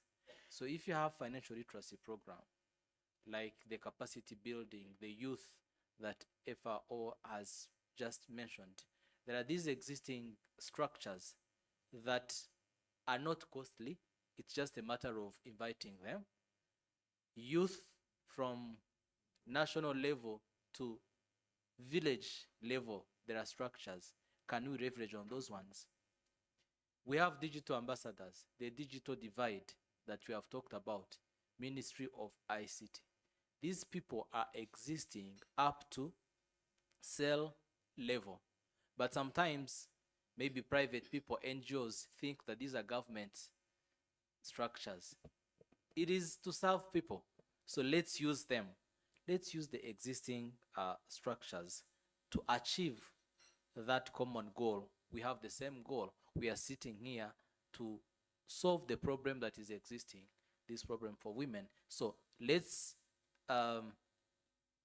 be realistic and materialize what is existing.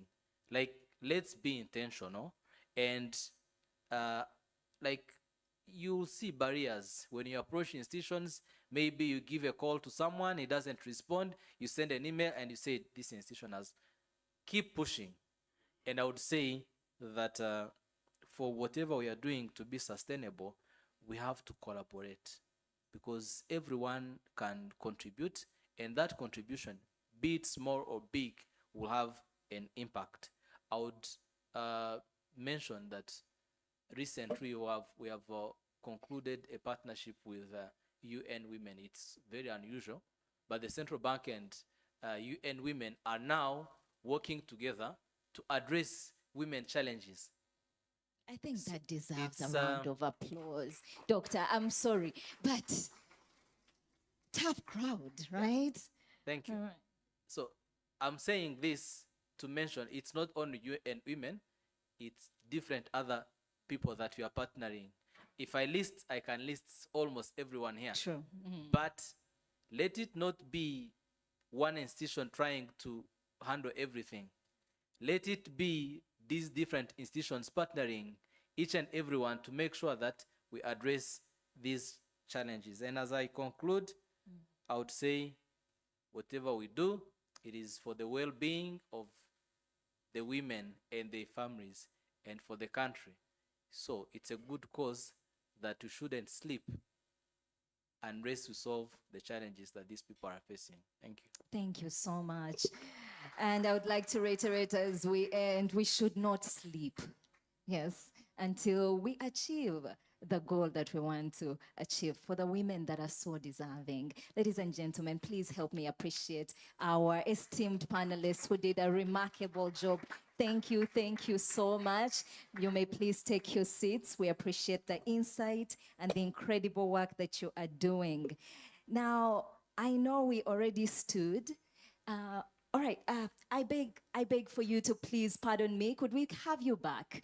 The media team says you look so good. They would like to take a picture. And I agree. I do agree. Thank you so much.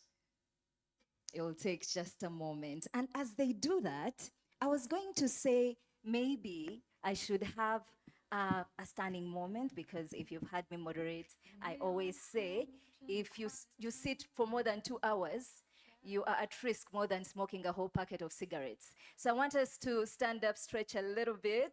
Just don't be in the way of the camera. All right, I think we got it. Thank you so much to our panelists. Let us stretch a little bit. I'm going to ask you to do me a favor and walk to somebody not on your table as we get ready for our last panel of the day. Walk to somebody not on your table. And this is what I want you to do. Now I see people who did not do well during exams, who don't know how to take instructions. All right, okay. So this is what I want us to do. Can I have your attention? I'd like you to say a word, not a sentence, an action word that can help us when it comes to collaboration. Collaboration has been a sing-along, but we're still lacking. And every year we say collaboration. One word. All right. I think that just woke us up a little bit. Let us take our seats, please. All right, let us take our seats, please. Thank you so much. Hold on to that word. We may take our seats, please.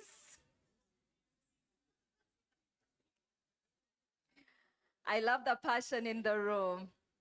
Thank you so much to FAO. Thank you so much to our representatives from Equity and, of course, our National Bank of Rwanda. They are doing an amazing job. I'm waiting for us to sit so that I can hand over the podium to our moderator, who is going to be facilitating our next session. This is our last panel of the day. And then we will, by the way, be going into a moment of reflection later on. So if you had a question or if you had a recommendation, now is the time for you to note that down before we forget. All right. Our final panel brings together the crucial voices of implementation. This panel is going to focus on what civil society, academia, UN systems, and the private sector are doing, who are the very essential links between policy, finance, and also our lovely women in the field. As we take our seats, please, I still see some of us still standing. Please join me in welcoming Jean Dodier to the podium. He is a UN program analyst for women economic empowerment. And he's also played a really, really big role to why we are here today. I hand over and kindly request that we keep the session as brief as possible. We are running behind time. Thank you. Thank you so much, moderator, for the opportunity to moderate the last panel. Thank you so much. My name is Jean Dodier Chaisinga, the program analyst for Women Economic Empowerment at UN Women Rwanda Country Office.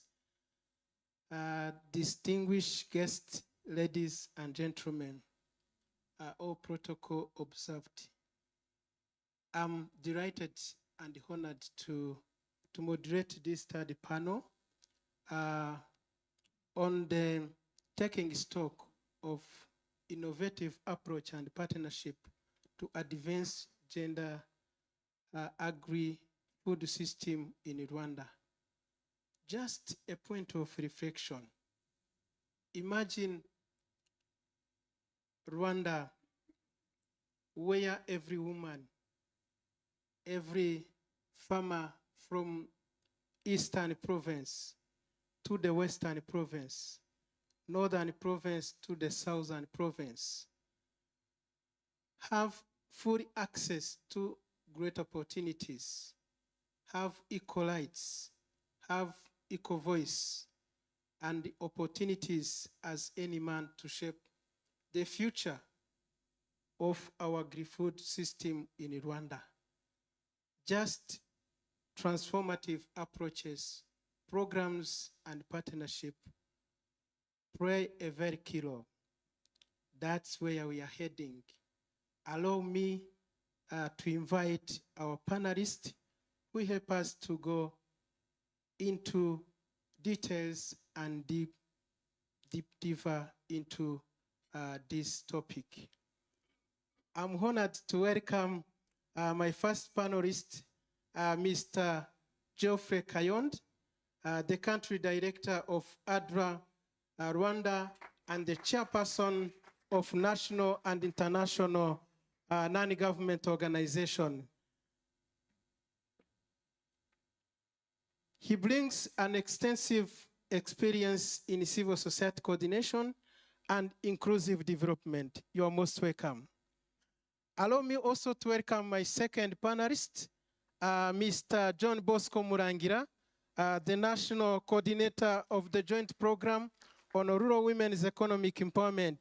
It's a joint initiative of UN Women, FAO, and WFP, as well as also IFAD, and in partnership with Ministry of Agriculture and Ministry of Gender and Family Promotion. You are most welcome, John Bosco Murangira. Allow me also to welcome Mr. Edward Katwaza. a lecturer.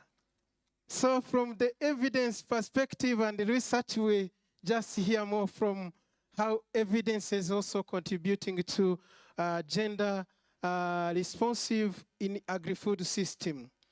Allow me finally to welcome our beneficiary from the joint program on rural women's economic empowerment, who is called Jeanette Uwamahoro.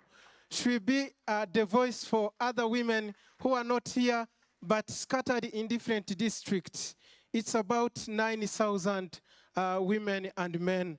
So allow me to welcome her on the podium.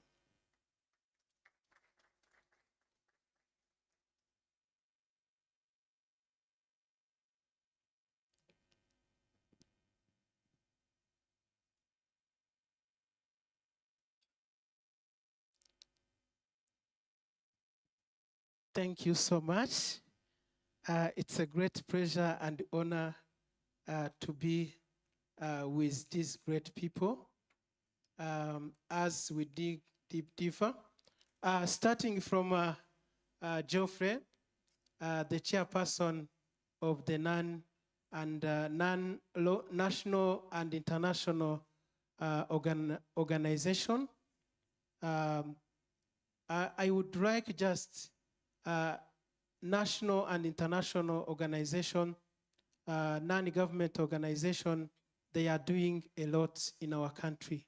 And from the perspective of non-government organization, which innovative approach or programs have been most effective in advancing gender-responsive agri-food system, particularly those strengthening women's leadership, agencies, and equitable to productive resources.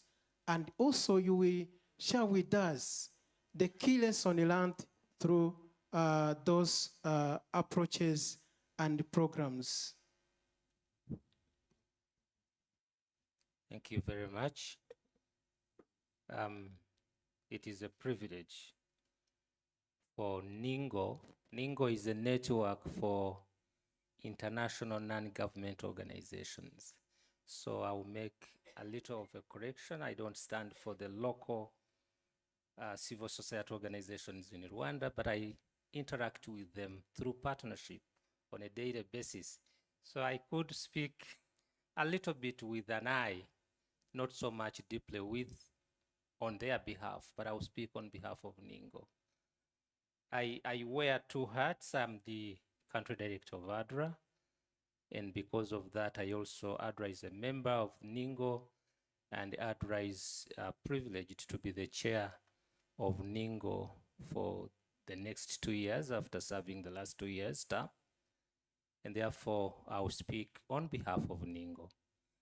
To go straight to the question, I must say that as NINGO, working in Rwanda, we have been a link between the policymakers up here and the rural communities, because we work directly with the people at the grassroots.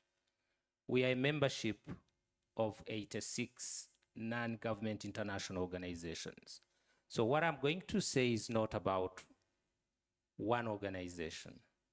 It is all of us together, our efforts aggregated, our experiences shared, and then it is that shared experience that I bring to this panel. One thing that we do as NINGO is a gender-transformative programming that tackles norms and power relations. We work at the grassroots. I think the country director of IFAD started with this. It starts from the home. The home is perhaps the smallest unit, but because we are present in the communities, we work with those communities to challenge norms and power relations. And through our day-to-day interactions and engagement, discussions, we have seen that I wouldn't entirely call it an innovation, but it is an approach that has prepared the ground for even other investments to come and find an organized rural world, because we have started by engaging and challenging those traditional power norms and relations. The second is economic empowerment through tailored financial and market access. Now, this includes things that we have all heard since morning: voluntary service lending associations, VSLAs. If you want, it is a model that started with INGOs, in particular with Credit Care for this.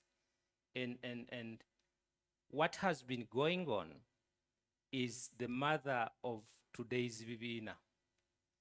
And if you are an ardent listener to the news and programs of Radio Rwanda, hardly will they pass a day without talking of Ichimina. And these are the entry points because of the interest that they have in organizing pulling their resources together in terms of savings, but also at the same points discussing issues of their interest, issues that will relate to their day-to-day lives. You have the VSLS, but you also have input finance, you have hard aggregation and market linkages along the value chain in different aspects and products. The third one is leadership and agency strengthening. Again, it comes when you meet, when they meet, when our people work with them as facilitators, they are empowered, they are trained, they are given a space. I think the participant from the community will speak about this, that some of them, when you hear their testimonies, they'll tell you, we used to be shy, we could not speak. I had someone say they like women leading them. I don't subscribe to this 100%. My experience has been when given the voice, they come out and they come out better. And they lead, they have led cooperative movements, they have led their small groups, and they have come to even lead the mudugudus at the local leadership. If I took an example of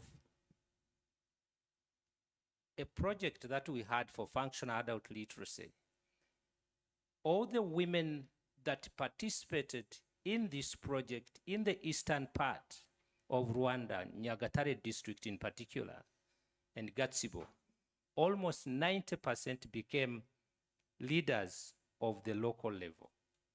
So that voice, oh, thank you. That voice comes from the day-to-day engagement and the practice of being responsible for decision-making at this level. Once repeated and repeated over and over, it empowers them. So when you talk of leadership, I think that is what NGOs have done over the years. And I think it is an innovation for that matter, because you won't talk about Rwanda as it shines at the level of parliament and the positions. If these things stop here and they don't trickle down at the grassroots, then we are doing more talking than doing. I think we see action at the grassroots level. I would for now stop at what innovations at that point, but then come to answer a question of what you said. What are the things that we have to recommend? Farm field schools or life schools that integrate technical skills and leadership and nutrition. Given that today stunting is an issue, we have found this to be something that we need to do, particularly looking at the practical agriculture training, the life skills, nutritional education, leadership, and public speaking skills whenever these groups meet. Of course, this will add issues like unintentional recruitment of who participates in these groups. Because they talked of the youth, the panelists who were here before. You do not work with those that have productive assets alone and leave behind those that tomorrow will be the producers. You need to have a plan that as you work with these, there are also these others that need to learn from these ones that are empowered. So as the first group goes to be leaders of the Mudugudu, the other young people take over the cooperative leadership.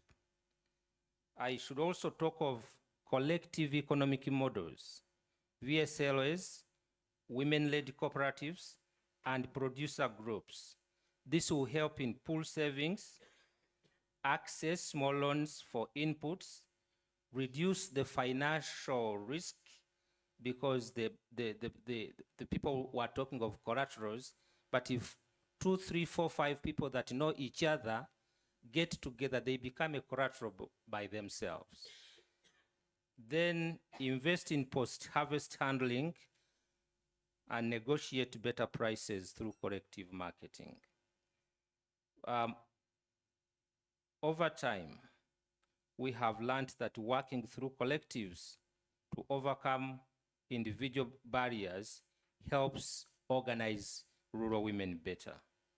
But we cannot conclude this without aligning these with national systems, extension, finance, and markets, so that we encourage whoever we work with in this network to design gender-smart financial products and digital services that will lead to flexible payments, group guarantees, and mobile payments that reduce barriers for women.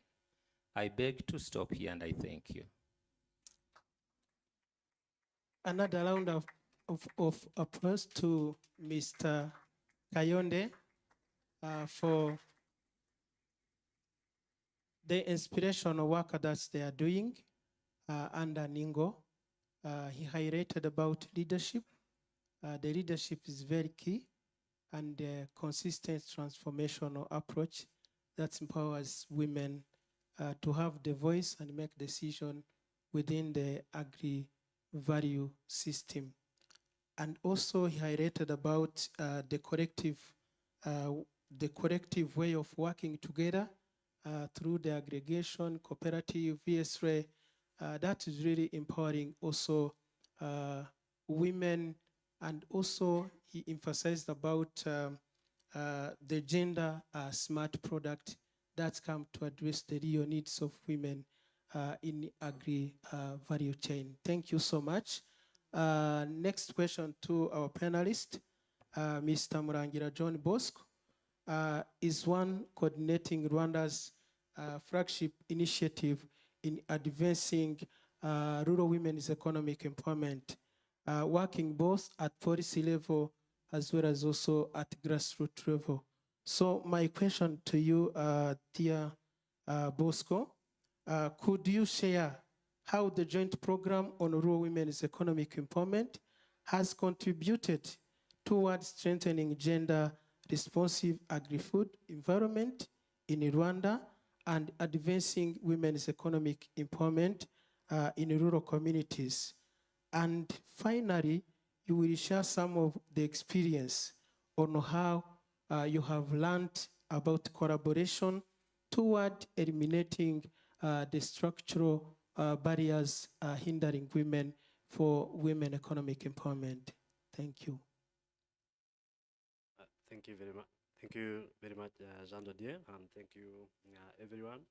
I'm pleased to be here, and I'll be sharing briefly about the joint program on women's economic empowerment. But before I chip in on the question you've asked, maybe let me take a minute to talk about the program. So the JP-RWEE that I've been asked to talk about, this is a global initiative being championed and initiated by the Roma-based UN agencies, the three, which is FAO, IFAD, and World Food Program, then plus UN Women. So the 4 UN agencies. They came together to come up with this flagship to make sure that they respond to the emerging needs and challenges that rural women face. So the program aims to secure rural women's livelihoods, resilience, as well as to touch on their rights. So in Rwanda, it's in 6 countries, but in Rwanda, the program was launched in 2013. Then actual implementation started in 2014. It's mapped out in 4 outcome areas that we're working on. 1 focuses on food security and nutrition.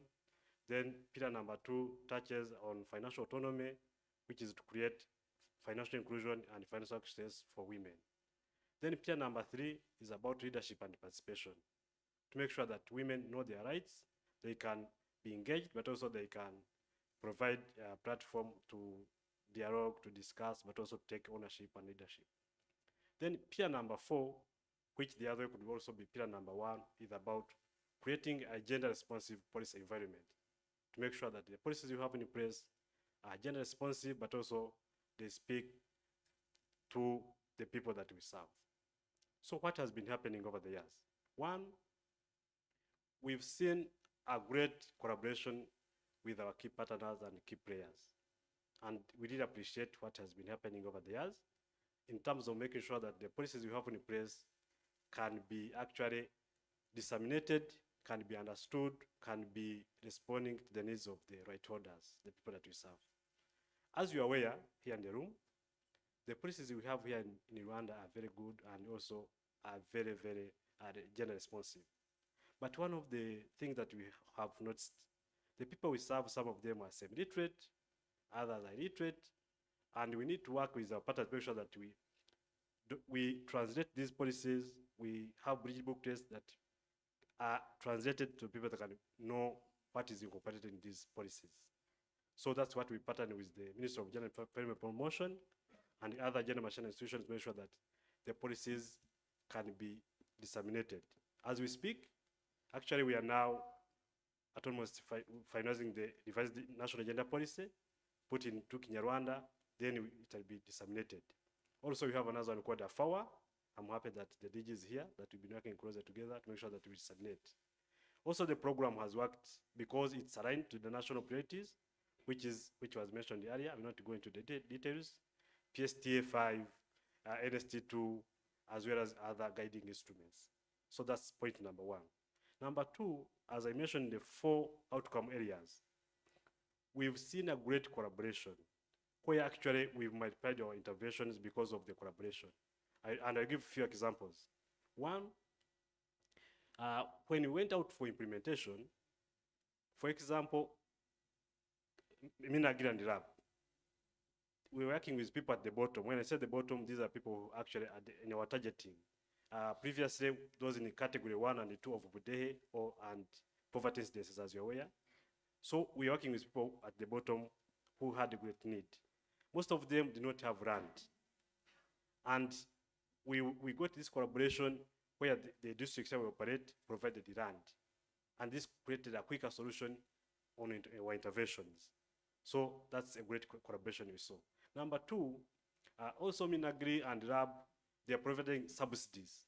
And when you wanted to give out inputs, then they could multiply because of these subsidies that could come in from government. So I'm talking about collaboration and partnership. Number 3, another thing I wanted to mention in terms of creating the structural solutions. When we went out for implementation, we had to make a collaboration and partnership with the national gender machine institutions where mobilization was very swift. Where National Women Council at grassroots structures going upwards, they could mobilize women at no cost. And then we could provide our interventions, and this they could be very fast. Then another partnership we saw is around the private sector, players and actors. Here, we are talking about, we are working around 5 value chains in our program: beans, maize, vegetables and horticulture, Irish potato, and then also beekeeping. So what you saw around the value chains, we saw a great partnership with the private sector actors in terms of access to inputs, in terms of also access to other financial and non-financial services. So we really appreciate the partnership. Then briefly looking at the people that we are working with, who are the, I know there will be voices from them, but let me say a few things. One, what I saw as lessons, apart from the partnerships, but I saw that commitment of the people that we're working with. We are not working with individuals, we're working with women who are grouped into groups. My colleague has mentioned what has been happening in the VSLs and everything. Also, we have the same model. So we are three approaches, entry points. One is under VSLA. Number two, also on gender action learning systems to make sure that women can do pictorial and then they do their targeting on what they want to do. Then number three, we are doing around farm feed and learning schools. I know someone from FO touched the base about it, where we create demo plots. They can do gap, gained agricultural practices to make sure that the 5 value chains we work on, people can be able to now demonstrate. Then what we are seeing as lessons and good practices, productivity has more than doubled, which we appreciate.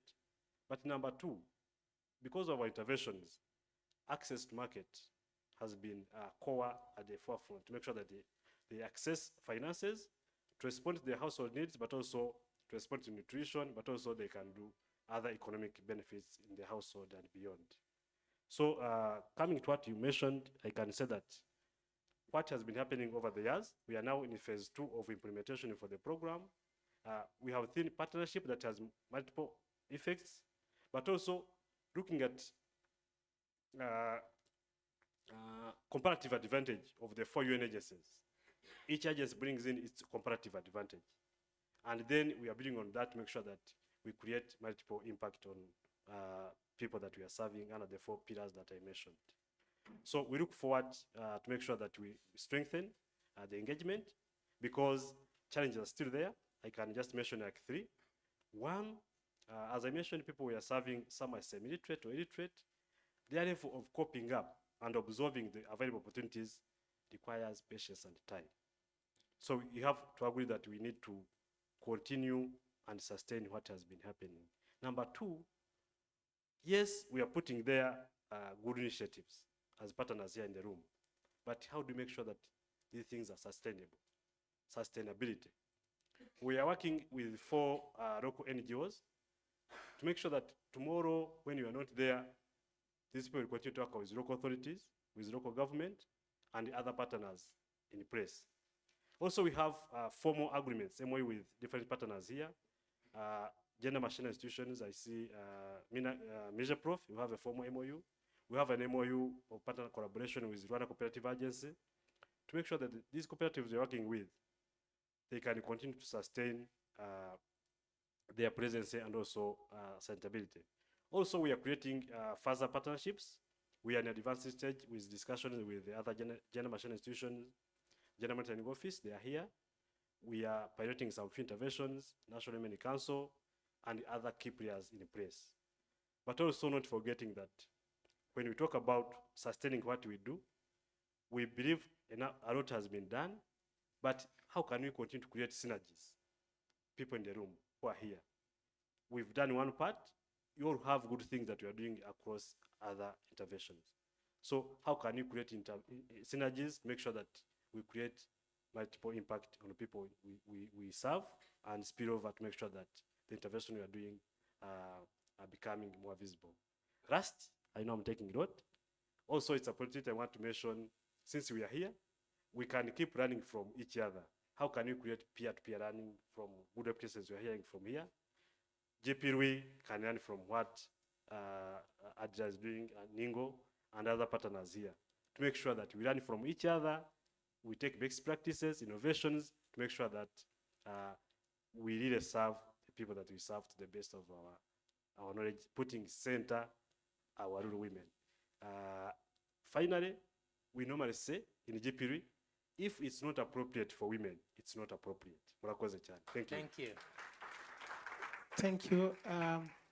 Thank you, John Bosco, for very important reflection and also system-wide approach, tackling the grassroots level, the policy level, the program level, as well as also emphasized on sustainability through the empowerment of the local structures.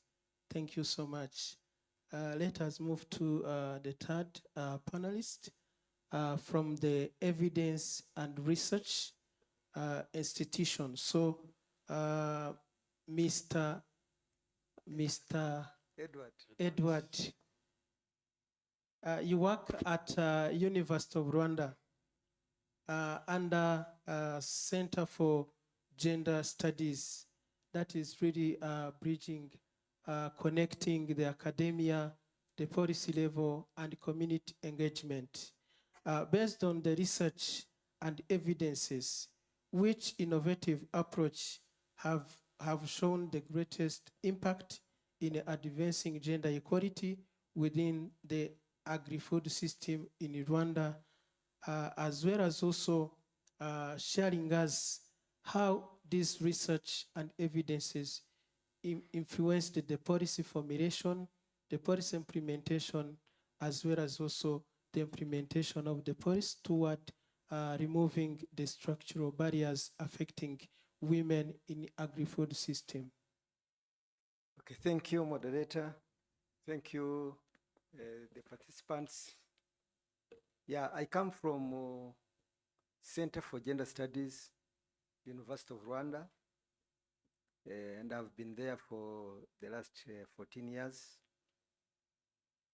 Yeah, our work, I came on behalf of my director, Professor JP-RWEE, who was meant to come, but later on, she had a lot of engagement, and there was someone to come. Yeah, Center for Gender Studies, I would say we've been training students since then, but one thing I can note that in the previous years, we used to have the majority of the students were only women, almost 90%. But as the years came, we realized now men are coming in. I can easily report now that we have the majority of men than women in Center for Gender Studies, current cohort. So you see now our impact on the society. So on your question, what are the most the research based that has impacted on the agriculture? The question you raised.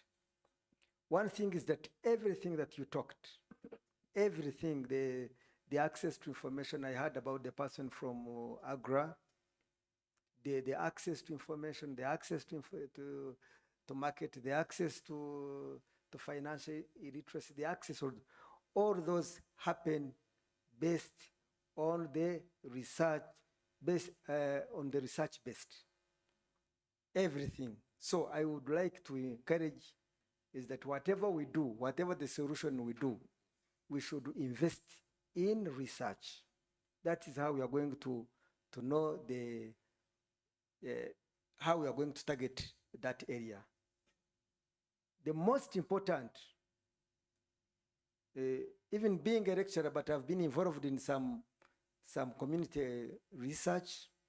I've been working with looking at the gender assessment at the value chain around the country, about 4 chain of products.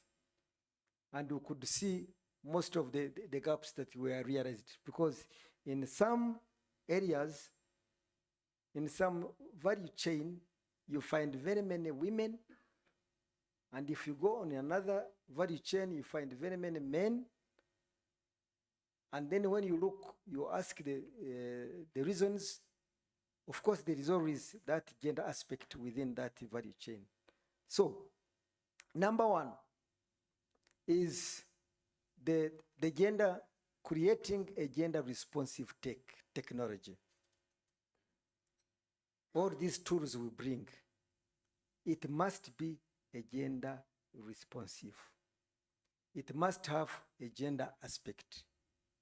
It must identify the women needs, men needs, and even bringing in the intersectionality aspect. When I talk about intersectionality aspect, I'm talking about the age, the people with disability, and all those. The second is creating, that has an impact, is a climate smart agriculture. One example I would give you is that when you are carrying out the gender assessment in Gichumbi, in a project called Green Gichumbi, we realized that every farmer there has got a telephone. And now, this climate change has made a very big impact that women no longer go to the field to dig when they know that today there is going to be a rain. So they channel that time to do other things. So they have an alert, they know that today it is a sunny day, they go for the field. So you can see how that climate smart agriculture, combining the agribusiness, agri-forestry within one, using the agriculture climate smart. So it is very, very important, and this one has got a very, very big evidence. Another one, they talked about the inclusive financial and market mechanism. Yeah, that is very, very important. But the most important thing is that if we are going to create the financial inclusive, or if we are going to create a market access, do you have a research-based data? Do you have a disaggregated data? Do you use that one in order to create a financial inclusive and market accessibility or a market mechanism? So by doing that one, the research based on that has created a very big impact. The third one is about, I think many people have talked about it, tackling the social and traditional norms. In most cases, you bring all those tools, you bring all those initiatives, but before you tackle, you dismantle the social and traditional norms, sometimes it will not work. I just want to give you an example. We looked at in the fisheries. When you go to the value chain of fisheries, we found out that women are not allowed to go to the lakes to get the fish. Traditionally, it's not that when they go there, somehow the fish will not be, they will go away. So who are there inside there in the lakes the whole night? They are only men. But if you create ponds, women are there. They can get fish. Now the fish will not get lost. They will be available. So you have when you tackle the social and traditional norms, it has shown that really this one can work and can create. Of course, I'm not going to talk about the policy and institutional reforms. They have talked about it. And everybody, I think they are working on it. I heard Deje from Ministry of Agriculture talking about it. But something else very important is about the capacity building. The capacity building. In most cases, when you find, I normally go to train, but they tell people to come on the, maybe on the near the sector. But remember the work for the women. In most cases, they don't attend because they have to attend for the traditional work. The women, they normally do at work in the village area there.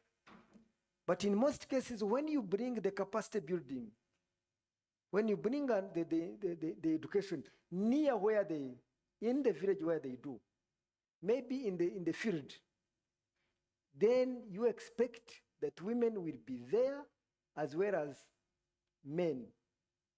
But if you take it a little bit distant, you know you are not going to get them. So capacity building and education is very, very important. Now, you talked about, the last question was talking about what? The lesson learned. Yes. Yeah, I mixed them, but in most cases, we have learned that if you have a disaggregated data, if you employ the gender analysis tools, then if you create the evidence-based approaches, this one has worked and this one can be shown that it works very well. Then another one is the specific interventions, content-specific intervention, monitoring and evaluation, and participatory approaches. If you use that one, then you could see that women really are coming. Lastly, I just wanted to mention, when the director in the National Bank talked about the financial inclusion, and then those who have those who use the accounts, and you find there's a big gap. Ask the reason why. Why? So the why question should bring us into now investing in research such that we see women participating in agriculture. Thank you so much. Thank you so much, Edward, for emphasizing on the importance of having evidence that are really gender-based and also with data disaggregated. So it served the purpose of empowering in addressing the real cause. Another thing you highlighted is the way of approaching those who are in a need, where they locate. So they really understand their challenges and problems, and also give you an eye on how you can address those challenges. Thank you so much. Munyemerere tujye ku mu panelist wacu, ni umubyeyi uhagarariye abandi bafatanyabikorwa bo mu mushinga wa RWEE. Twagira ngo nawe tumubaze ikibazo. Nk'umunyamuryango wa RWEE, ni ibihe bintu by'ingenzi RWEE ishobora kuba yarafashije abagore bo mu cyaro? Nunadukundira uduhe amakuru yawe, urugendo rwawe uko warutangiye. Urakoze cyane Jeannette. Mwanya n'uwanyu. Murakoze. Amazina yanjye nitwa Jeannette Uwamahoro, ndi umudamu, nkaba ndi umufatanyabikorwa muri RWEE. Naturutse mu karere k'Iburasirazuba, akarere n'Ingoma. Mpagarariye koperative yitwa Hinga Wunguke ikora ubuhinzi mu murenge wa Kibungo. Ku kibazo rero umbajije ku bijyanye n'icyo RWEE yafashije umugore wo mu cyaro, ubundi njye ngiye kubivuga hamwe na bagenzi banjye ngiye kuvugira mpagarariye, ntago nabona amasaha mbivuga, ariko ndagerageza kuvuga muri make. Icya mbere mu bijyanye n'imibereho myiza. Imibereho myiza RWEE yaraje ituma imibereho yacu ihinduka cyane, ku bijyanye cyane n'amahugurwa baduhaye. Tumenya gukora indyo yuzuye, tumenya uko itegurwa, tumenya kurengera ibidukikije, gufata neza imirima yacu, guca imirwanyasuri, gukoresha amafumbire. Ibyo byose rero byagiye bihindura imibereho myiza y'umugore wo mu cyaro. Ku kindi hariho n'imibanire n'abandi ndetse natwe. Baduhurije hamwe mu matsinda yitwa amatsinda ya RWEE. Ugeze iwacu mu cyaro nyine baba bazi ko ari ba bagore bo muri RWEE. Iyo uhageze rero usanga umugore wo muri RWEE ari umugore usobanutse, ufite ikinyabupfura, ufite discipline, ufite ibintu byinshi byagiye bihinduka mu rugo rwe, ndetse akamenya yuko agomba kubana neza n'abo mu rugo rwe, ndetse n'abaturanyi. Ibyo byose bishingiye ku mahugurwa n'ubumenyi RWEE yagiye iduha. Ni ukuvuga ngo RWEE yo yaraje iradukangura, twari tumeze nk'abantu basinziriye, ariko yaraje iradukangura, noneho turakanguka natwe tubasha kumenya ibyo tugomba gukora kandi tugakorera ku ntego. Ubwo ku bindi cyane cyane ubwo ndagera ku ngingo yitwa ubuhinzi. Twari abahinzi bakorera mu kajagari. Baraje baratwigisha, batwigisha ubuhinzi bubungabunga ubutaka, batujyana mu mashuri y'abahinzi mu murima, tubona bigoranye ari ibintu bituruhije, tutarabasha kubisobanukirwa neza. Ariko RWEE ni umubyeyi yarakoze, twagiye muri ya mashuri yo mu murima, tuhakura ubumenyi, tuhava turi abahanga ndetse barenze n'abandi bantu bashobora kuba barabyize. Kuko umuntu wabyize mu ishuri bisanzwe no kubyiga ubireba ubikora umunsi ku munsi, ukamenya imikurire y'igihingwa, ukamenya igihingwa gikeneye, urumva twega twarabyize turamenuza, tuba abantu b'inararibonye mu buhinzi. Ubu twe turi abahinzi b'inararibonye mu buhinzi. Yego murakoze.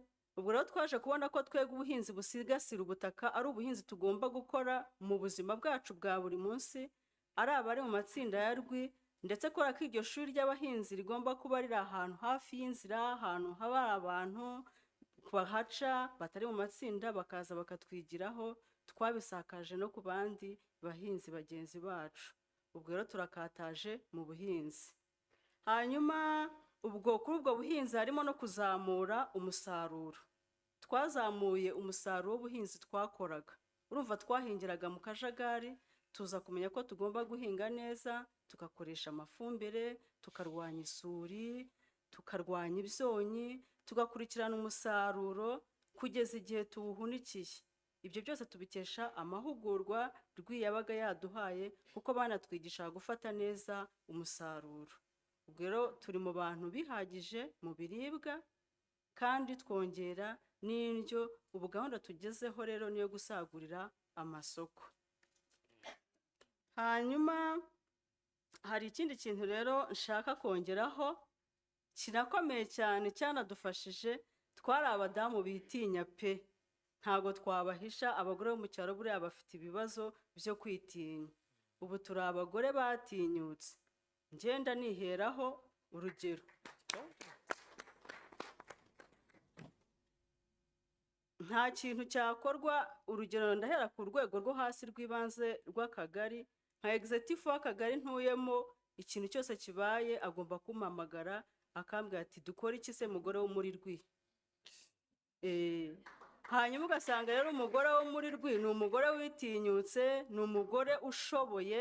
Hari indi mvugo twaje kubona turi mu ishuri ry'abahinzi ivuga ngo turi muri RWEE turi urugero rw'ibishoboka. Ubwo rero kubera ko turi urugero rw'ibishoboka, niyo mpamvu natwe twatinyutse tubera abandi bantu kugira ngo bajye bareba ko turi muri RWEE birashoboka. Ubwo ndi umujyanama w'ubuzima, ndi umuturage mwiza. Abandi bantu tubana mu matsinda ya RWEE, iyo ugeze mu mirenge, utugari dutuyemo, usanga ari abantu b'intangarugero.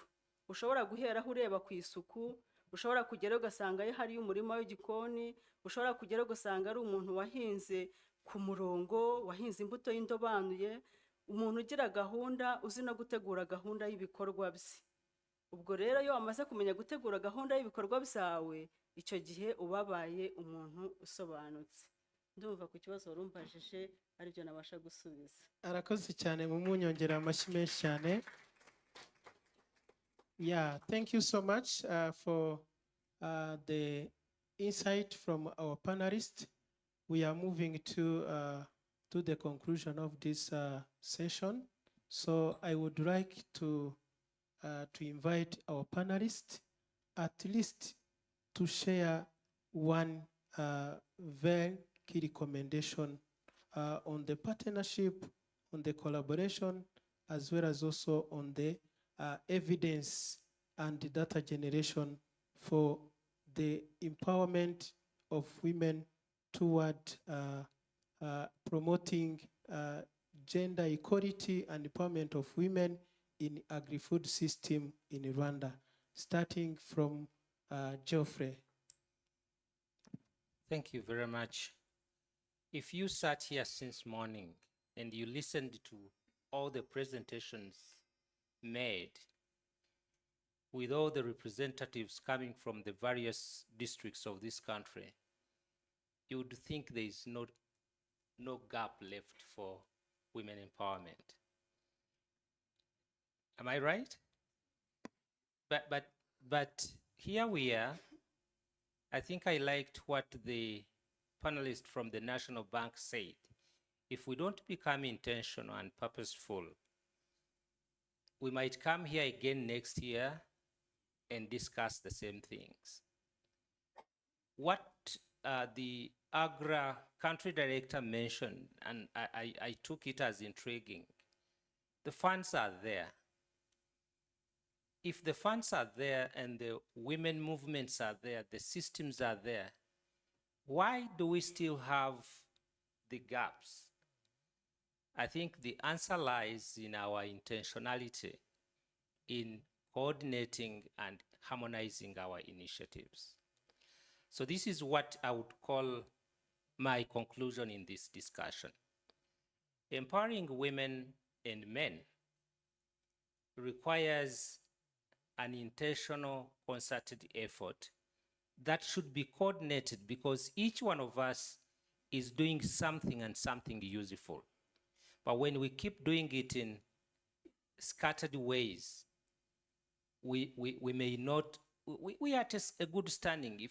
If you come from other countries like myself, and you have seen Rwanda the way it is, you'd think there's nothing to even do in this area, because it looks like everything is okay compared to where else we have been.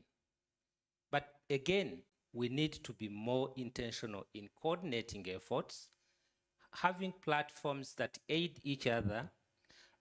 Research-based programming, as the University Don is talking about, is something that is very key in this. We have the will. We need to move together in one voice. Now, lastly, there's something that he mentioned about gender norms and roles. I think we need also to know that in our training packages, we have to have men buy in. If we leave them behind, I like the idea that now in the Center for Gender Studies, you have more men. I'm happy to hear that.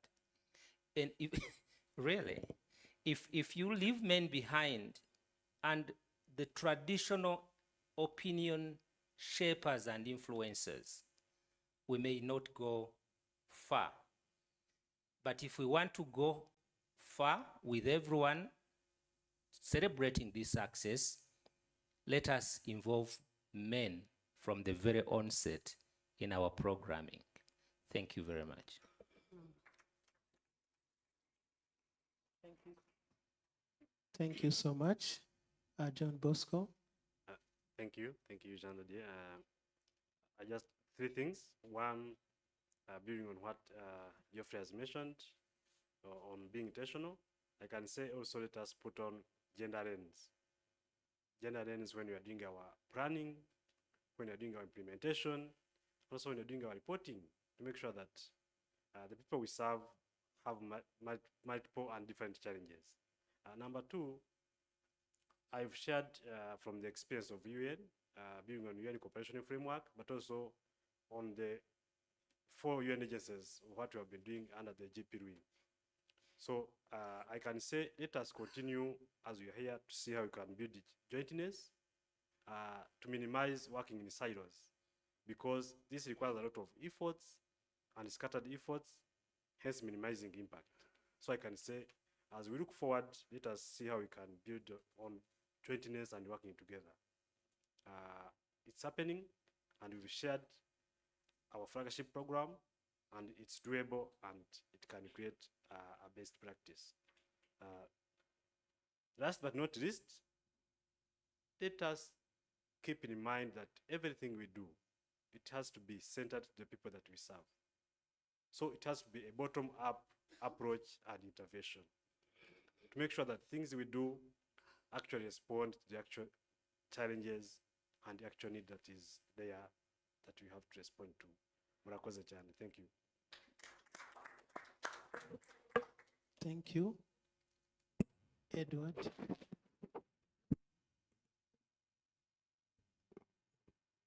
Yeah, thank you so much. I can't emphasize enough. I think if we talk about on the policy, program, and even the partnership, all those areas, we need to make sure that we emphasize on the, whether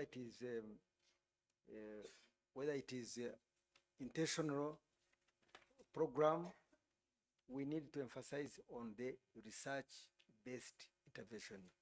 Without that, again, like you said, we will come back here talking about the same thing. Let's use the data. Let's use the targeted research. Let National Bank of Rwanda, let the Equity Bank, the financial sector, let the private sector, the UN agencies,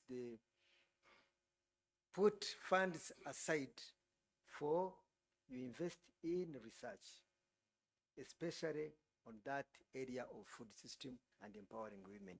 Thank you so much. Murakoze cyane.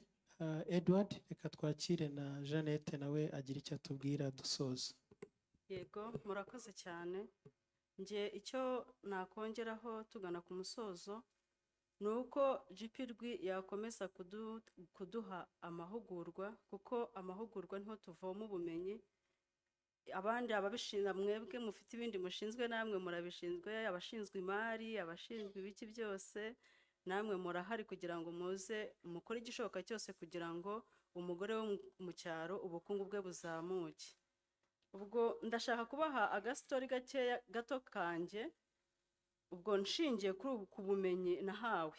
Niyo mpamvu mbasaba kugira ngo mukomeze muha abantu amahugurwa, muha ubumenyi. Umuntu wamuha amafaranga akayarya agashira ntamenye ko yamuhaye, ariko iyo umuhaye ubwenge ukamuha ubumenyi, uba umuhaye ikintu gikomeye, uba umuhaye ifatizo. Njyewe muri uyu mwaka wa 2025 natangiye umushinga mutoya wo korora ingurube, ariko amahirwe nene yahawe na FAO 2024 yampaye amahirwe yo kujya muri imurikabikorwa ry'abahinzi n'aborozi ku Murindi mara y'icyumweru. Icyo cyumweru namazeyo nakibyaje umusaruro kurusha ubundi buzima bwanjye bwose nabayeho. Nasuye, yego murakoze, nasuye abahinzi, nsura aborozi, nsura abantu batandukanye. Hanyuma ikintu cyaje kumfasha cyane ni ukubona uburyo umuntu ategura ibiryo byo guha ingurube, irya ibiryo bike. Icyo ni kimwe. Hari ibyo natwe twakwikorera hari iwacu mu buryo budahenze, ugatangirira ku matungo makeya, kanyuma ukagenda no kuri ya principe uvuga ngo turi muri RWEE turashoboye kandi twabishobora. Ubwo mvuye muri urwo ubwo nabaka ari nk'urugendo shuri namazemo iyo minsi yose, ibintu byinshi byarwaniye mu mutwe wanjye. None ntanjya avuga ngo ngiye kora ingurube kandi bikore ndebe ko bikunda. Se biriya bintu birakunda cyangwa nuko bari ku marketing ibintu byabo baba batubeshye. Natangiriye ku ngurube 4 zibyara n'imfizi imwe. Ubwo nabitangiye mu mwaka wa 2025 mu kwezi kwa mbere, mu mpera z'ukwa mbere. Mbo ntangira gukora uburyo bwo gutunganya ibiryo nkoresheje ibigori nkabimeza. Hanyuma nkajya fata n'ibindi biryo bisanzwe bimwe tufata nk'umwanda tuvana mu ngo z'abaturage. Ngewe nigira umuntu ushinzwe isuku muri karitsiye, nkajya ncamo nkabakwira ibishishwa by'ibitoki n'ibirayi, nkabiteka. Namara kubiteka nkabishyiramo amazi nkabihereza ingurube zanjye. Ubu ngubu maze kugera, ikindi cyamfashije no kugira intego, nkajya nandika intego nkavuga ngo gahunda yanjye y'ibikorwa iteye gutya. nkavuga ngo mu myaka 5 iri imbere nabaraga ko nzaba mfite ingurube 800 ariko ubu ngubu maze kugira ingurube 52. Ubu tagati mfite nuko mu mezi buri kwezi ndi kubyaza ingurube 2, ariko guhera mu kwa mbere buri kwezi nzajya byaza byibura ingurube 5. Urumva ko tagati yanjye nzayigeraho mu gihe gito cyane. Rero turi muri RWEE turashoboye, mwege muduhe ubumenyi hanyuma natwe tubereke ko twabishobora. Murakoze cyane. Mwongera amashyi menshi cyane kuri story nziza y'impinduka n'urugendo rwe kandi yageze kuri byinshi akomereza aho ngaho. Allow me just to appreciate our panelists, just a clap for them. They have just done a great insight through this discussion. The partnership, collaboration, and evidences is really very key toward expanding the greater impact to our community for the Rwandan women and Rwandan men who are really in need and have a full potential in their own life. Thank you so much. We are to the end. Maybe moderator can continue. Thank you so much.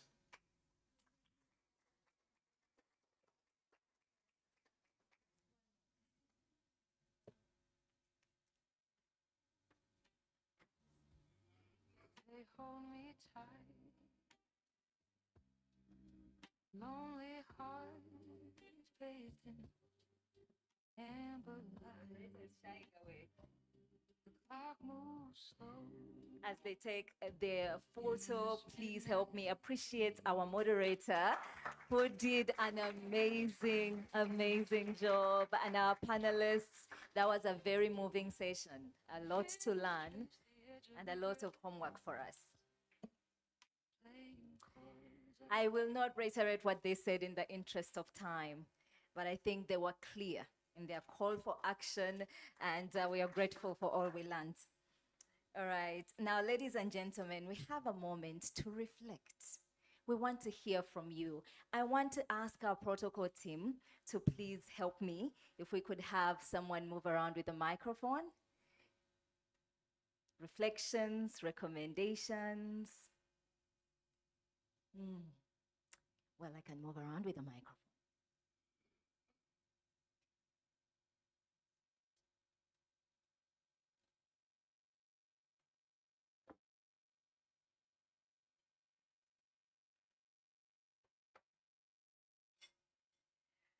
All right, now we did hear a lot from some of our panelists, but we do want to hear what you had to say, maybe to sort of like take you a little bit back in case you have forgotten what we discussed, just to kind of jog your memory.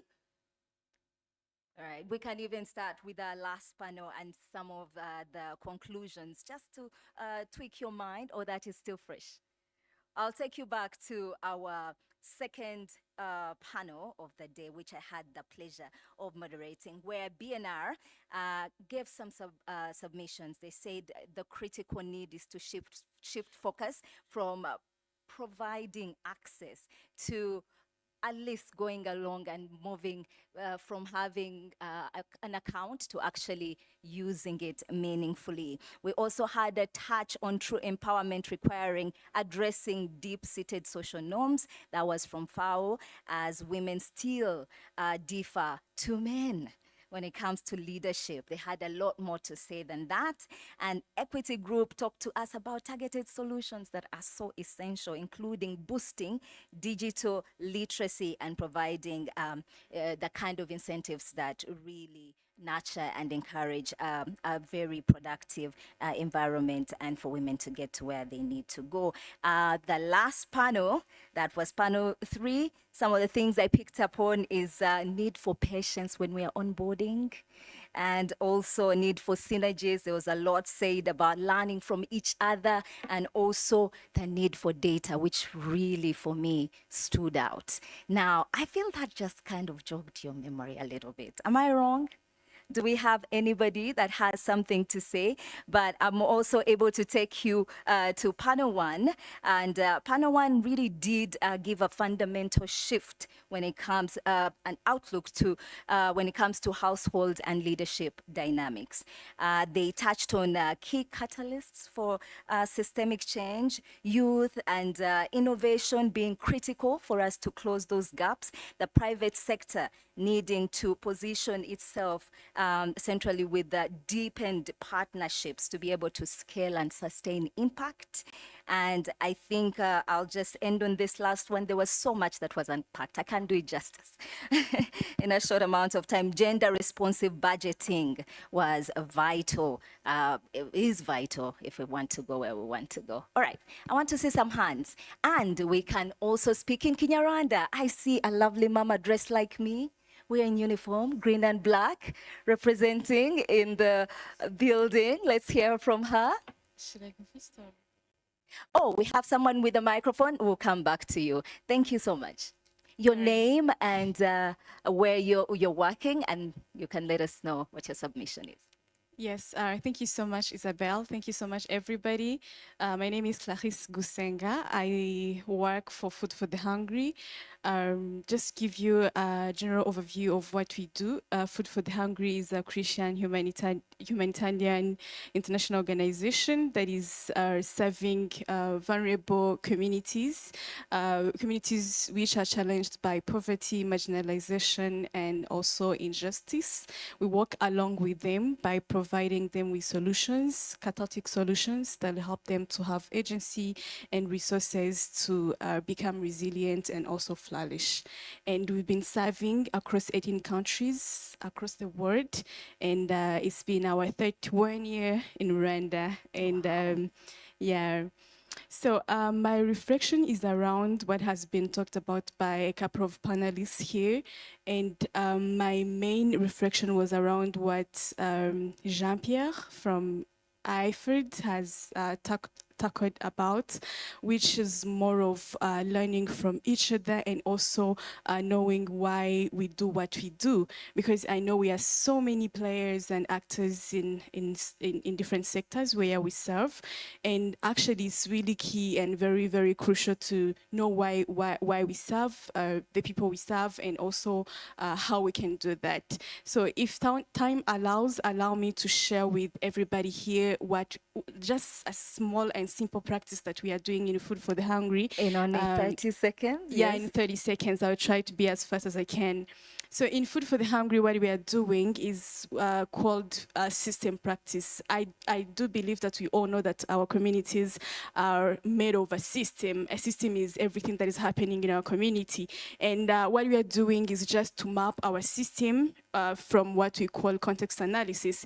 The reason why I'm sharing this, system mapping, system practice, system harvest, and also solution design is because sometimes we tend to think on behalf of the community we serve, especially women, because that's where we operate in. We tend to think for them or to think on their behalf, yet maybe what we think they need is not what they need. So from the system mapping, it just helps to analyze what's happening in our community, to analyze the interconnectiveness of the elements and forces in the system that are really correlating and causing problems and issues in our communities. So if everybody, like partner organizations here, if we can really embrace that practice and journey to analyze what's happening in our community, what our women are really facing, I'm sure next year we might come up, we might come here with a different story, because we might be delivering on what they need. We might be giving them what they really need. So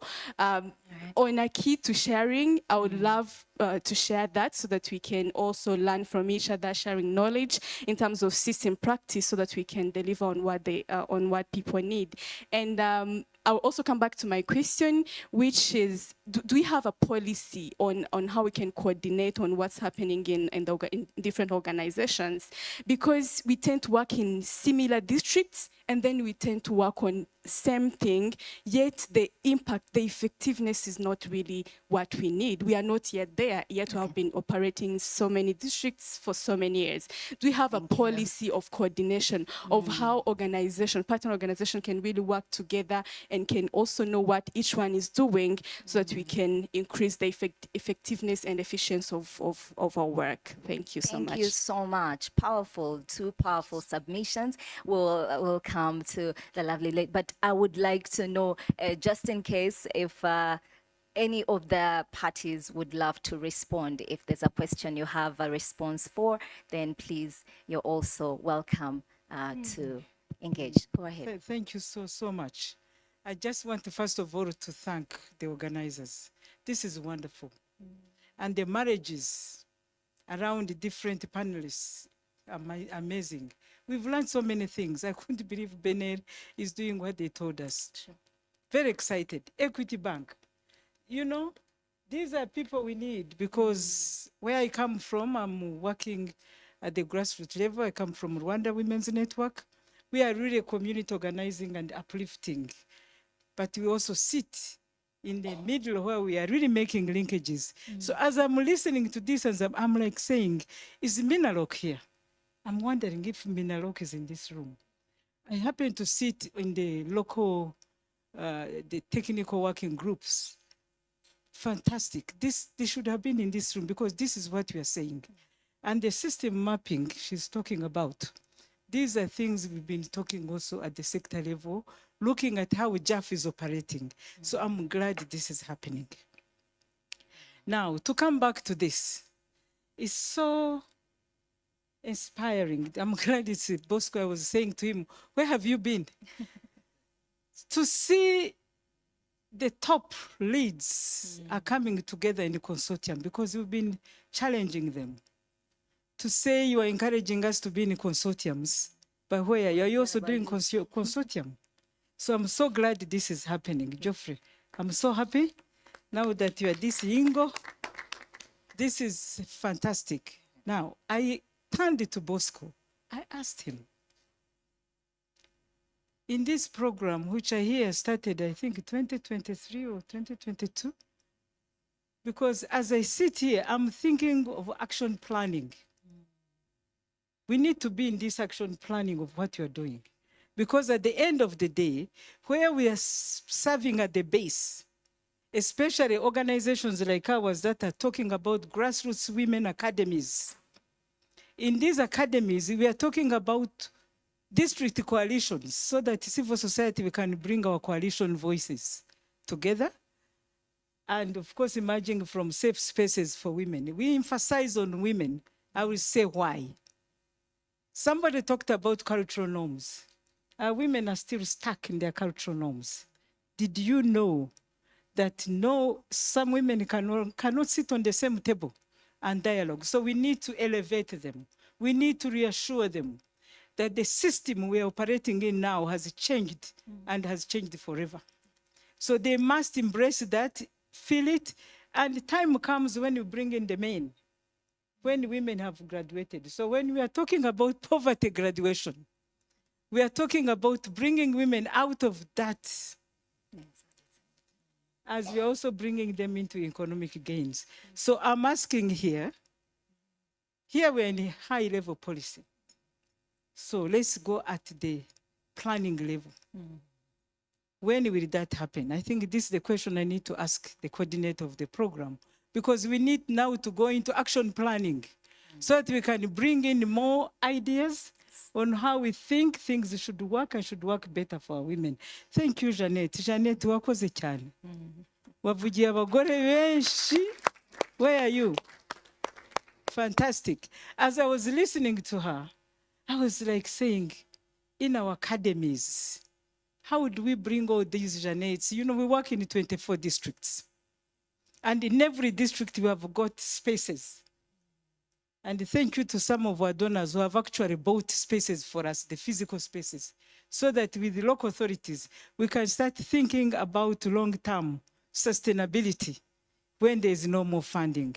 So this is beautiful. I'm glad we are connecting from top and eventually where we are, the peer learning you talked about, I felt like I was speaking my language. Anyway, so tell us how you're going to take us to the next phase. Thank you. Thank you, my co-moderator. And we appreciate very inspiring work they are doing. So if you want to, during our networking, let's get to know what each other is doing. Would you like to respond? I like to, it's a difficult question. Maybe I can pass it to my bosses are here. Tik is here, Kaori is here, so, but I will talk. Maybe they can supplement me. So one, joint planning is always not easy, but as we mentioned, we build on our respective cooperative advantages that we have at agencies level. So again, to make sure that we do proper planning and avoid overlaps and duplication of efforts, we need always to meet and see added value from each and every one. So that's where we need to have consultations, to sit together, and you bring your action plan, I bring mine, we see where we have duplications, we can merge and make sure that we come out with one action plan. But I just draw an inspiration from what we've been doing. The 4 UN agencies we mentioned. What happened or what happens, as I mentioned, this is a global program. So at global level, we have a global coordination unit where countries feed in with their respective priorities, which they come up from countries' strategic plans, like Vision 2050 for Rwanda, NST2, and other strategic interventions like TST5, National Agenda Policy, and others. So we pick in main inspirations as well as one UN cooperation framework. We come up with our program document. So having the 4 UN agencies interventions we want to take. But then, as you rightly mentioned, Mary, we need to sit together with also our different partners from private sector, from government, from civil society, academia, and the sort. So going forward, we shall make sure that we do extensive consultations to make sure that we capture all the voices. But particularly, since this is a gender-responsive program, where actually 70% of our targeted beneficiaries have to be women, we need to also be more intentional and make sure that how do we work with organizations that are having similar or close-related interventions like ours, like Rwanda Women's Network and others. So we shall make sure that we include as many consultations as possible and make sure that we do the proper planning and minimize overlaps. That's what I wanted to mention. Thank you so much. We have more hands in the room. This makes me so happy. However, we would like to make it as short as possible. So 30 seconds for everybody who is going to be speaking from now on. We'll take 2 more. Let's have Majai. Is it good morning or afternoon? It's now afternoon. Thank you so much. I don't normally talk much. I like to act. You said we should meet. Who is championing that? Because we really need to act. I listened to the lady from, you see, I like acting. She's asking me, tell us where you come from. Yes. Sometimes I think it's immaterial. I'm the CEO of New Faces, New Voices, Rwanda. And we have been working with women for quite some time. But I have had the privilege for the last 3 years to work with the women in the rural areas, specifically women groups and women cooperatives. And as our sister from Ngoma was talking, I was like, when is the meeting going to end? I go to her and I ask her whether she has heard about New Faces, New Voices. It bothers me so much that we are doing so many things. I have been to the rural areas myself. I like being on the ground to see exactly what's happening. What we've been doing with New Faces, New Voices, we have what we call the Investment Readiness Program, where we prepare the women, we give them capacity building, and we have been fortunate to get some grant to give to the women. And this has worked. I'll be honest with you, the rural women without money, we are probably wasting time. They need money. And what we have discovered, they don't need a lot of money. Because they're in groups, they're in cooperatives, we give them little. Like, for example, you can give, because we do our due diligence and we find out how much each cooperative needs. A cooperative can get, depending on their capacity, something like 300,000, 1,500,000. Those that are big things like my sister is talking about can even clock something like $5,000. Okay, 5 million. Okay, and they, when we've tried this, it started as a pilot project in 2022.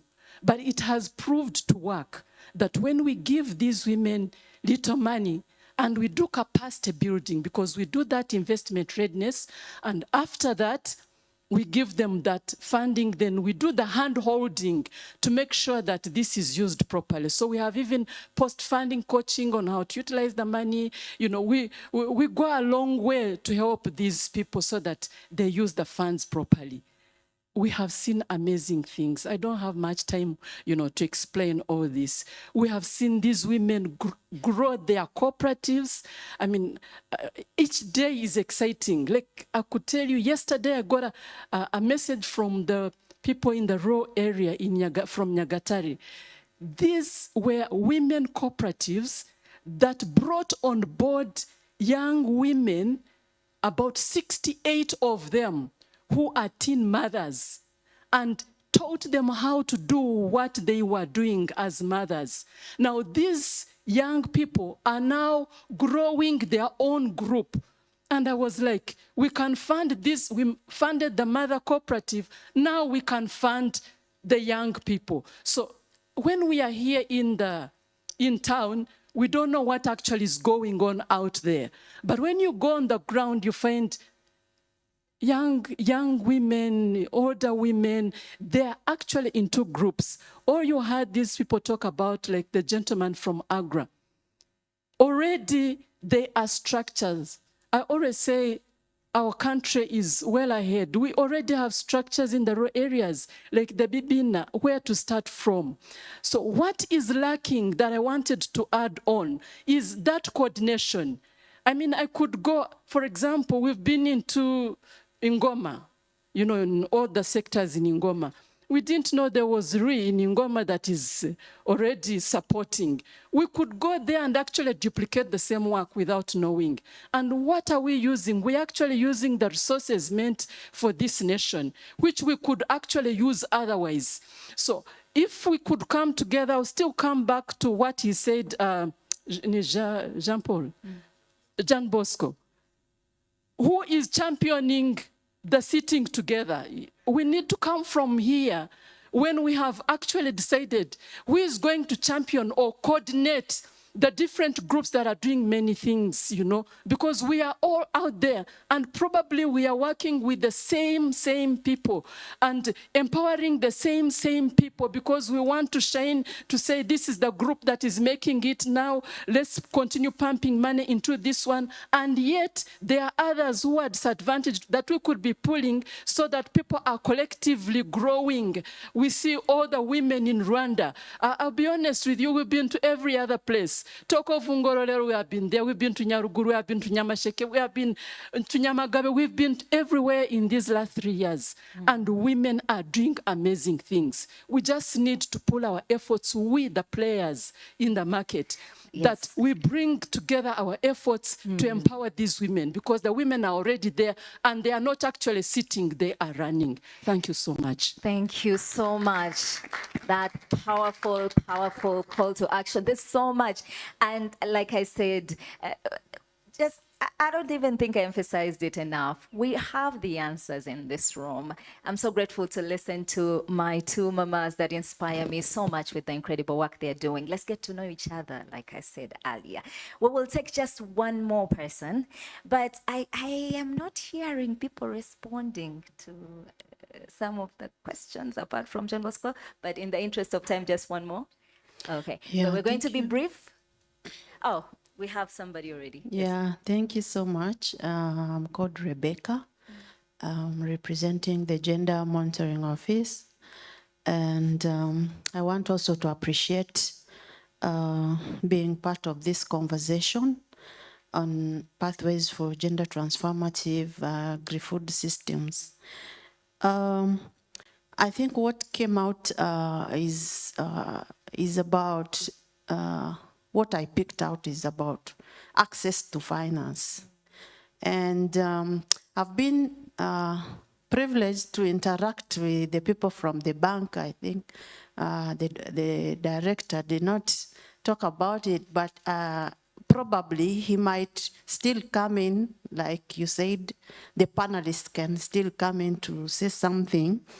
But in terms of collateral, I've information that the bank has made a decentralized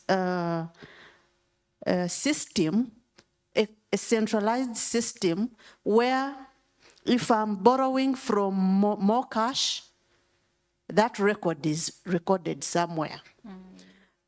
If I've borrowed from any bank, that is recorded somewhere. And if you have been a good client in paying, that record alone will take you to any bank to get money in terms of addressing collateral issues. Ichindi, we have learned from the bank is on understanding. In most cases, we don't know the rates and we fear the interest rates. We sit back here and say the interest rates are very high, but the bank has introduced an application called Gereranya. When you go to Gereranya, you will see the interest rate in Equity Bank, Access, wherever. And then you can decide where to go for money. So they are making it easy. They have made technology facilitate you access information on money and finances on your phone. They even say you can, even if you don't have a smartphone, you can still use a SSD. Kuri gatoroshi, ibyo bintu urabibona. That's what we've been told. Nubwo ntabigerageje ngo mbirebe. Ikindi, let us please try to wrap up. Yeah, we also appreciate the digitalization of the VSLA model in the country, because the bank estimates there's around 60 billion that is in the VSLAs. And that is very innovative of the regulator of the financial sector in the country in order to give us information. Now, we should put much focus in sharing this information. I don't know how much people know about this Gereranya and the kind of how to address collateral issues. Thank you so much. Thank you. Thank you so much for your invaluable contributions. I am being told if I don't let that hand so high up speak, I'll not have done my job. But there was somebody. Okay, so I'm going to ask a question. We're a democracy. Do we have 5 more minutes? I know we have one of our speakers who's been so kind to lend us his time and should be up here very, very soon. So do we have caucus for 5 more minutes? Yes? 5? Let's make it 2. So we are going with 30 seconds. Straight to the point. Yeah, thank you very much. I'll be on time, I promise. Yes. My name is Ange Cajou, and I work for Expertise France, which is part of the French Development Agency, or Agence Française de Développement. Just have one recommendation and just one question. I've appreciated this dialogue and I'm very grateful to be part of it. My first recommendation will be every panelist has talked about strategic partnership, which I think is a very good practice. I would like in these dialogues for the future, we can start with a brief introduction of every participant so we can know exactly who we can collaborate with, like identify opportunities for collaboration and networking quickly. That's my recommendation. And my question will be, I've worked with women empowerment programs before, and one of the persistent barriers for women that they say is their access to loans, because many banking institutions still require a signature from the husband. Which is one of the most persistent barrier for those women to actually access. So I would like to ask Bener, how would we address this challenge? Is there any future way of addressing this problem that some women are facing? Thank you. Thank you so much. It's also lovely to hear from a young person in the room. Thank you for that. Okay, I think that is it. There was a hand over there. She was fast. So we need to be fair. Okay. If we can't get a microphone there in 1 second, I'm afraid we need to have more of these conversations, more frequent. Otherwise, we can't exhaust it all. 10 seconds, not 30. 10 seconds? Yes. Thank you. My name is Benna from Women for Women Rwanda. The conversation today was very good, so thank you so much. I request to sit, but thank you so much. There were so many good points today about partnership, action planning. I don't have much on recommendation, but I do have a challenge. So I heard a lot from the banks and from some of the enablers talking about inclusive finance and what they do. And I think Equity Bank talked about market expos, bringing all the partners together, and then they showcase their products. My question, because we do this a lot, is what is the follow-through on those market expos? We've talked about financial literacy, where they come, but often the market players have some challenges on pricing and costing, on negotiation, on soft skills. A one session of a market expo is normally not sufficient. There is a lot of dialogue that is involved when it comes to understanding the type of financial product, understanding what they bring to the table. I know we mentioned a couple of good things such as 75% of collateral, but what strategies and mechanisms are you using for that follow-up? 10 seconds done. 10 seconds well used. Thank you so much. And on that note, we come to the close of our reflections, our recommendations, but I also, hope that we can commit to something, even though we didn't have enough time to get into that. We're getting into our closing remarks now. Before we close, we're going to be listening to two voices, and we will be starting with the Deputy Country Director of World Food Program. A round of applause, please, as she makes her way to the podium.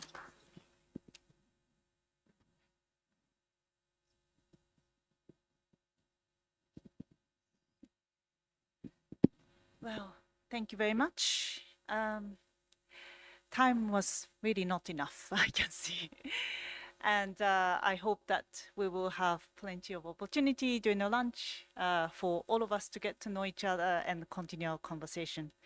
Government partners here present, distinguished invitees, partners, ladies and gentlemen, thank you so much for this rich conversation that we had today.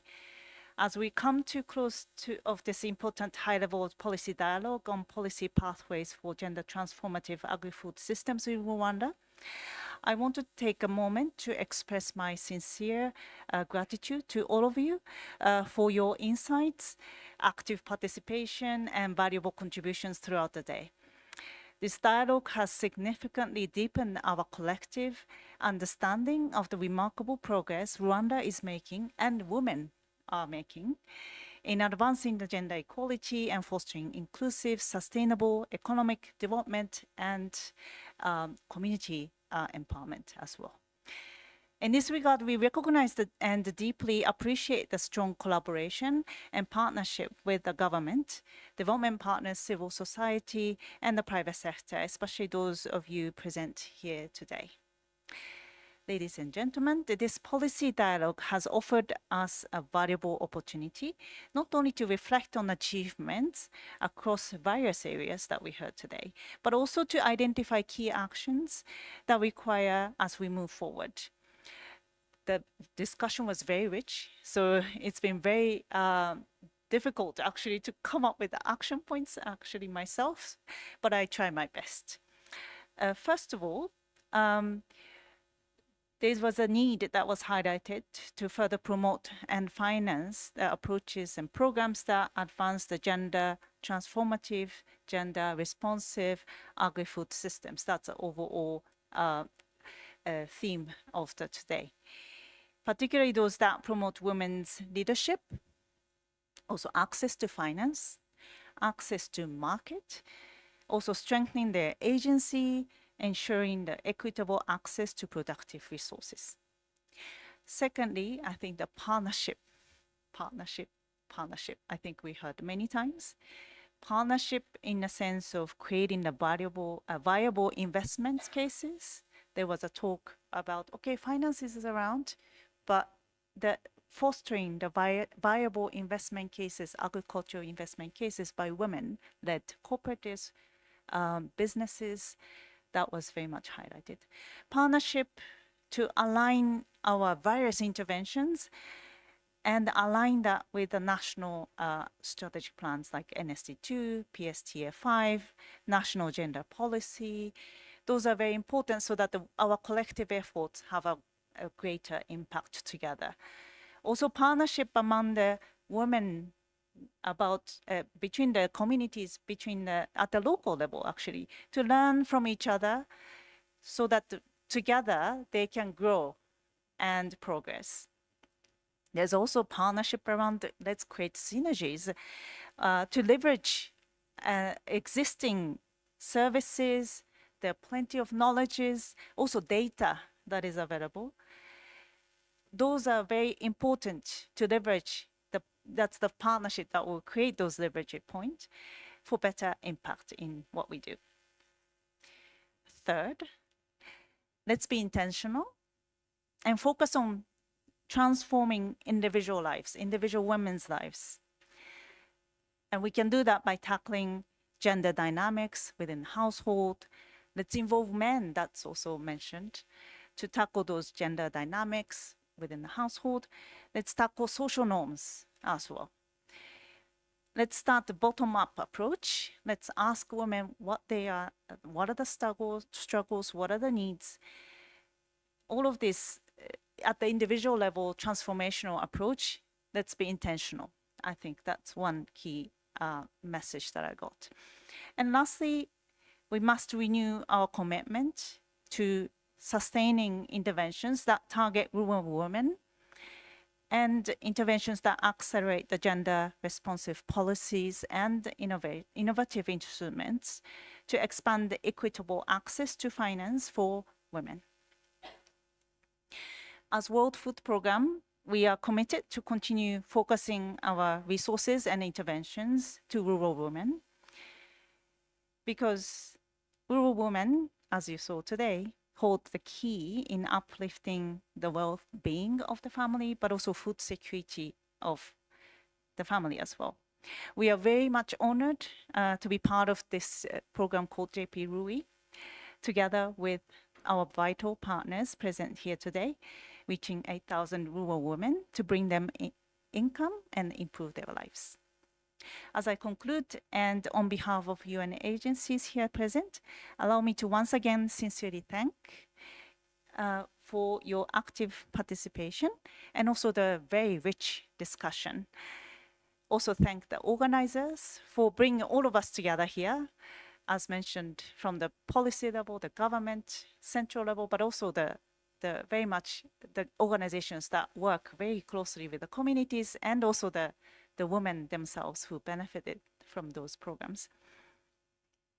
Please be assured that our commitment, continued commitment and support toward the implementation of policies and programs that pave the way for gender transformative food, agri-food systems. Thank you very much. Murakoshi Chairman.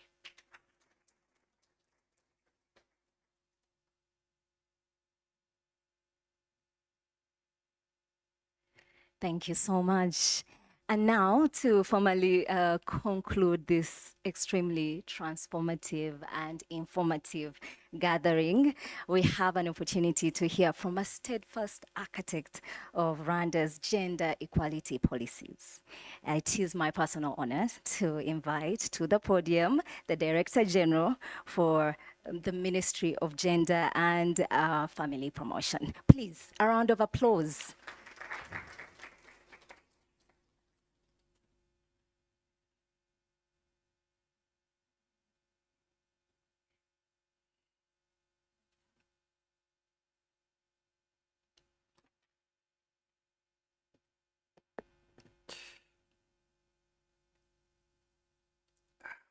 The representatives of UN agencies, UN Women, FAO, IFAD, World Food Program, distinguished representatives from fellow government institutions, esteemed development partners, private sector leaders, civil society, organizations, representatives, academia, ladies and gentlemen, good afternoon.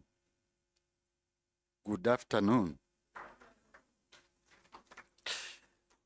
I know how difficult it is to close this high-level meeting. I was in the front, I was not aware that we are still many. It is difficult, maybe for 3 reasons. First, because discussions have been so rich that I risk upsetting you by stopping the discussions. But the MC is the one who called me. She should be responsible for that. And secondly, also because I can feel that both our brilliant minds, I think we have all experienced the brilliant brains sharing brilliant ideas, but again, the stomachs for some of us have been reminding us that lunch has been ready. It's also a difficult time. And thirdly, I have the privilege. It is a privilege, of course, on behalf of the Ministry of Gender and Family Promotion, but again, the challenge, because you cannot just close, but indeed, I have not been a minute taker, but I know that I have also to summarize like the previous speaker did, and summarizing such powerful discussions, recommendations is not an easy task again. But all in all, as we come to the close of this high-level policy dialogue on policy pathways for gender-transformative agri-food systems in Rwanda, I would like to express also my sincere appreciation to all participants for the depth of dialogue, the practical insights and shared commitment demonstrated today. Indeed, it has been a short time, and that would be one of the recommendations. Our discussions have reaffirmed that Rwanda's development pathway, as guided by our planning documents like the NST2, the National Gender Policy, and even PSTA5, they all place inclusion and transformation at the center of our agri-food systems. And we have been reminded that gender equality, and not only in this dialogue, but we've kept being reminded that gender equality is not only a peripheral issue, but a foundation for productivity, a foundation for resilience, and a national prosperity. And throughout these dialogue and discussions that have been happening in this room, we have confronted critical questions of power. I think Mary also keeps reminding us power dynamics. Power, but again, access, control, and voice. I think this summarizes all our discussions if we are truly focusing on gender transformative models. Who owns and controls productive resources, not just having who has access, but again, who makes decisions on what, and even the productivity or the harvest, who carries risk and who reaps the benefits of agricultural growth. So these are really issues at the bottom of it all. And it is the heart of a gender transformative approach. Just shifting systems. I think Tiki highlighted this. Norms, shifting norms and institutions so that they work fairly for everyone. This is all we want, being fair to everyone. So as we close, I don't know if I've been good enough, but allow me to highlight key recommendations emerging from our exchanges and aligned with, of course, the focus of today. First, we must institutionalize gender transformative mainstreaming across all agricultural and food systems policies, but also programs, budgets, ensuring that gender outcomes are treated as core performance indicators, not side activities. Rebecca, the director of monitoring gender interventions, I think will keep asking us this or holding us accountable on this. Secondly, we need to expand women's effective control over productive assets, again, including land, livestock, inputs, and technology. I think this has been discussed also in the room. And this, by strengthening enforcement of even existing laws. My brother from ADRA said, if you look, you might think that nothing, there is no issue.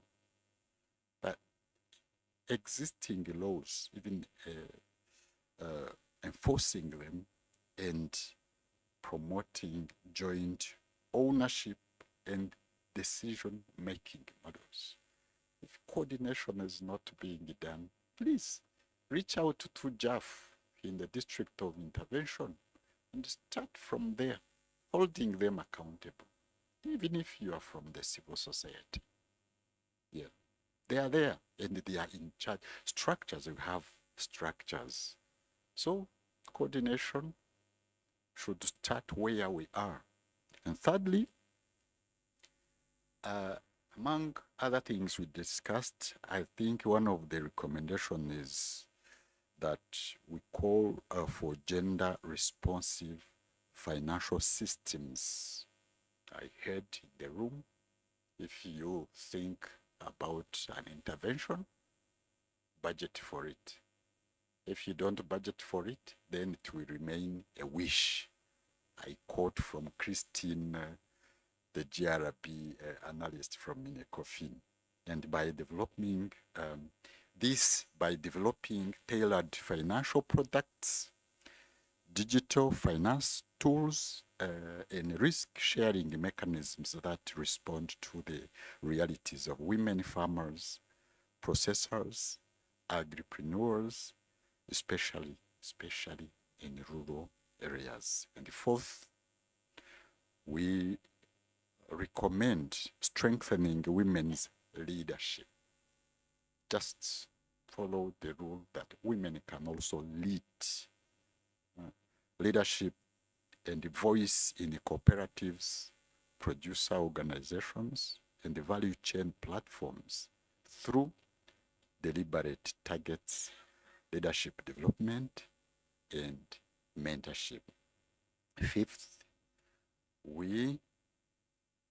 I kind of heard while thinking of the recommendation that we should emphasize the need to transform harmful social norms by systematically also engaging men and boys as partners in change, promoting shared household responsibilities and positive models of masculinity that support women's economic and decision-making roles. Sixth, we urge stakeholders to scale up proven models. I think I heard it from everyone, and you cannot scale up something if you don't do research. So if it is not based on evidences, I don't know if Edward is still around. I'm trying to be fair with him, including scale-up models, proven models, including programs such as the joint program on rural women's economic empowerment, or the JP-RWEE is trying to promote and to move from pilots to national level replication through coordinated partnerships, and this through structures. And seventh, I feel that we should recommend strengthening data, accountability, and learning systems by investing in sex and age disaggregated data, gender impact evaluations, and transparent reporting mechanisms to track progress and inform adaptive action. finally, I don't want to recommend 20 of them, but finally, it would have come first, but I intentionally made it the final. We need a platform to keep brainstorming on these issues in a consistent manner. I'm referring to some of the discussions again, joint planning. I hope John Bosco is hearing, because he is likely to keep, is like a common denominator at these discussions now. I heard something like, we do not want to come here next year and discuss the same thing. I heard it from, I think, the country director of ADRA. Yes, why the same thing, but we want to come here and being follow up, maybe the implementation of the recommendations out of this meeting, and we could not afford to hear from these brilliant brains in the room and leave without, of course, a consistent follow-up. When you meet in our culture, when you meet and discuss, have wonderful discussions, you set up another meeting again. So let's set up regular meetings so that the hands that were not heard could also bring their constructive ideas on table. So we're going to leave this room today, but let us live committed to expanding women's power. I repeat again, agency and leadership. Let us live with a commitment to closing persistent gaps in access to resources and finance. Our partners from the finance sector think they can promise that. And strengthening climate resilience. We kept being reminded on this again, and transforming our agri-food systems so that they work for all, and all means all. And if you really need to be fair with all, you need again to work on a diversity of challenges, because all is composed of different categories of people. In doing so, we will not only advance equality, if we do as above, but again, we will strengthen food security.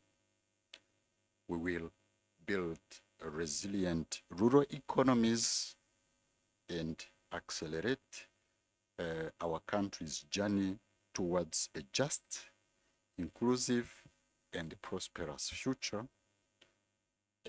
A just, inclusive, and prosperous future should and has to be grounded in strong and resilient families. Do you remember the 3 U's from Major Prof? Strong and resilient families, umuryango ushoboye kandi utekanye. This is the true sustainability. I thank you all for your participation, submissions, and before maybe Masozera stops me, I also thank you for your dedication, and hereby declare on behalf of Honorable Minister of Gender and Family Promotion, declare this high-level policy dialogue on policy pathways for gender-transformative agri-food systems in Rwanda officially closed. Thank you so much, Murakoze.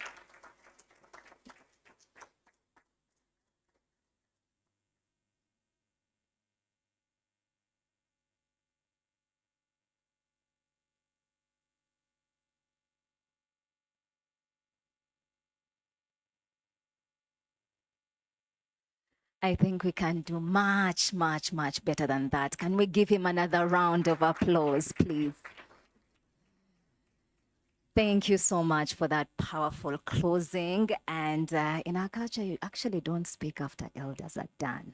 But I am going to add my voice to his and say thank you so much to each and every single person in this room. First, for the work that you do to create the reality or to contribute to the reality we're trying to build for women. And secondly, for taking off time out of your busy schedule to be here. I see a lot of you, heads of institutions, and many of you who would be on your tables, in the field, but you chose to be here today, and that matters. So thank you so much, and we hope that you keep coming. There was a request to have more conversations, so I will be extending this request even after I step down to the organizers. And I'm going to ask you to please give another round of applause to the partners that made this possible. We need platforms just like this. Ladies and gentlemen, Isabel Masozera is my name. It's been an honor serving as your master of ceremony. We have lunch for you. Do not run away at the restaurant. Now, those of you who are giving hugs and you are stopped halfway, like the DJ said, it is my job to stop you sometimes. But now I declare an all day of that and more. And hopefully, even after today, that we stay in touch. Have a wonderful lunch. It's at the restaurant. And let's keep in touch with each other. The work starts now. Collaboration is where we start. Thank you so much.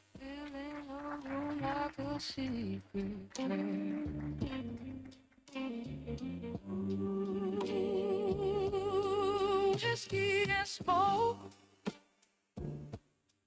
they hold me tight. Lonely hearts bathed in amber light. The night leans in, clock moves slow in this midnight haze. I let it go.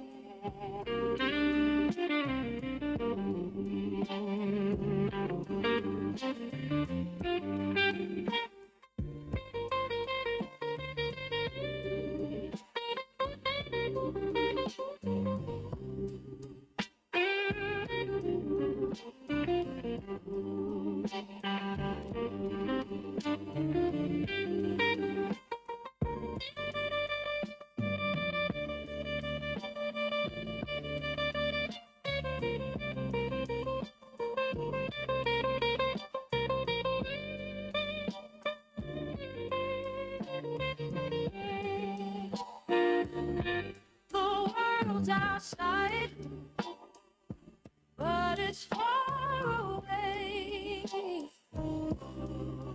The jukebox moans like it's got something to say. A stranger's not a knowing glance. This is the place where the lost still dance.